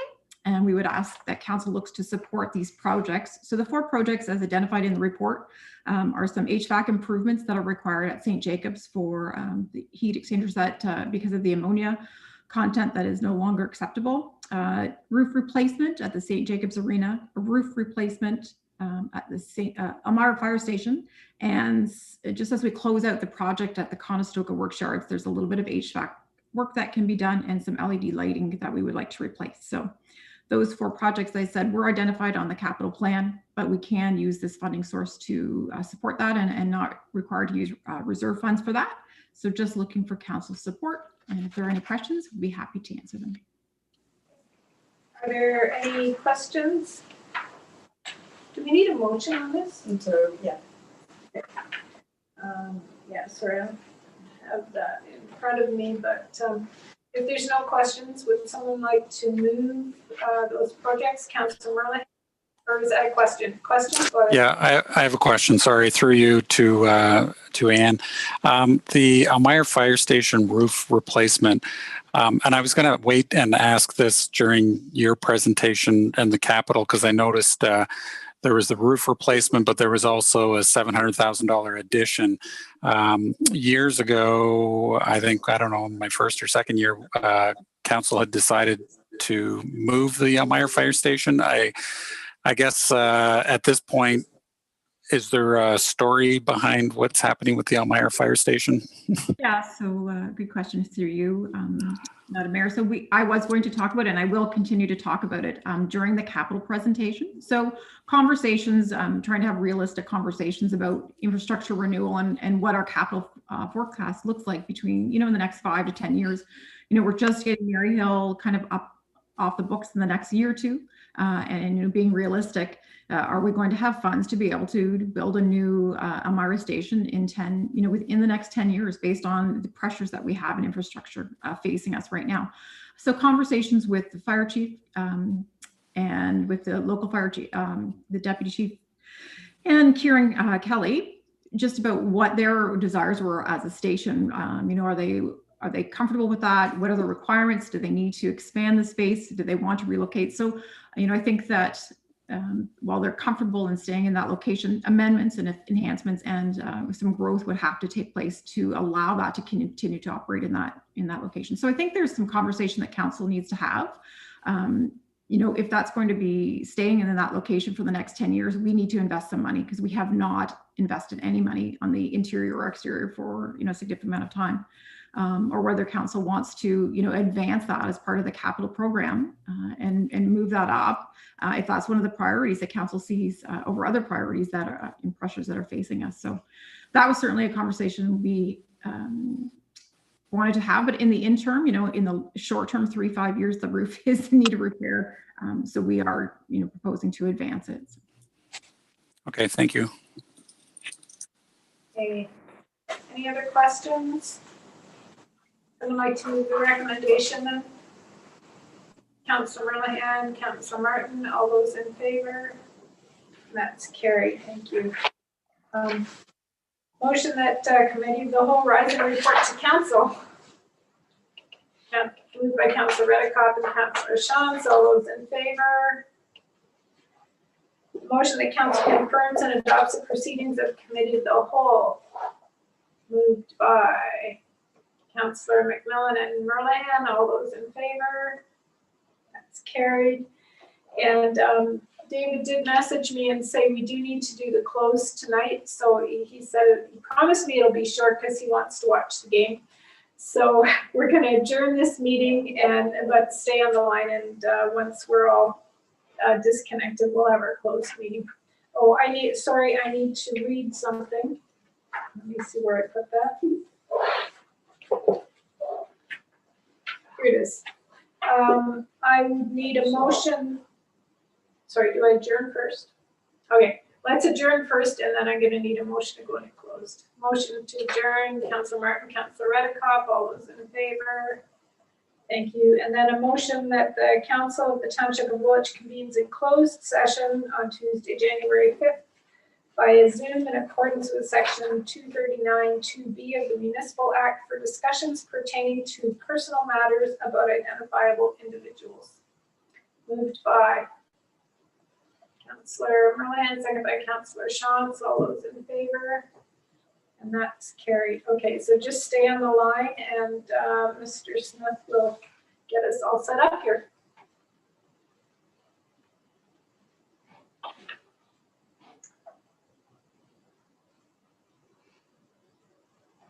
Thank you, Madam Mayor. Just because we're, this is a little different for us, the live stream for this meeting will end tonight. If there is any additional business that council wishes to discuss in open session, a new live stream will be started. If not, this will be the end of the live stream tonight. Thank you. I think we're finished with our open.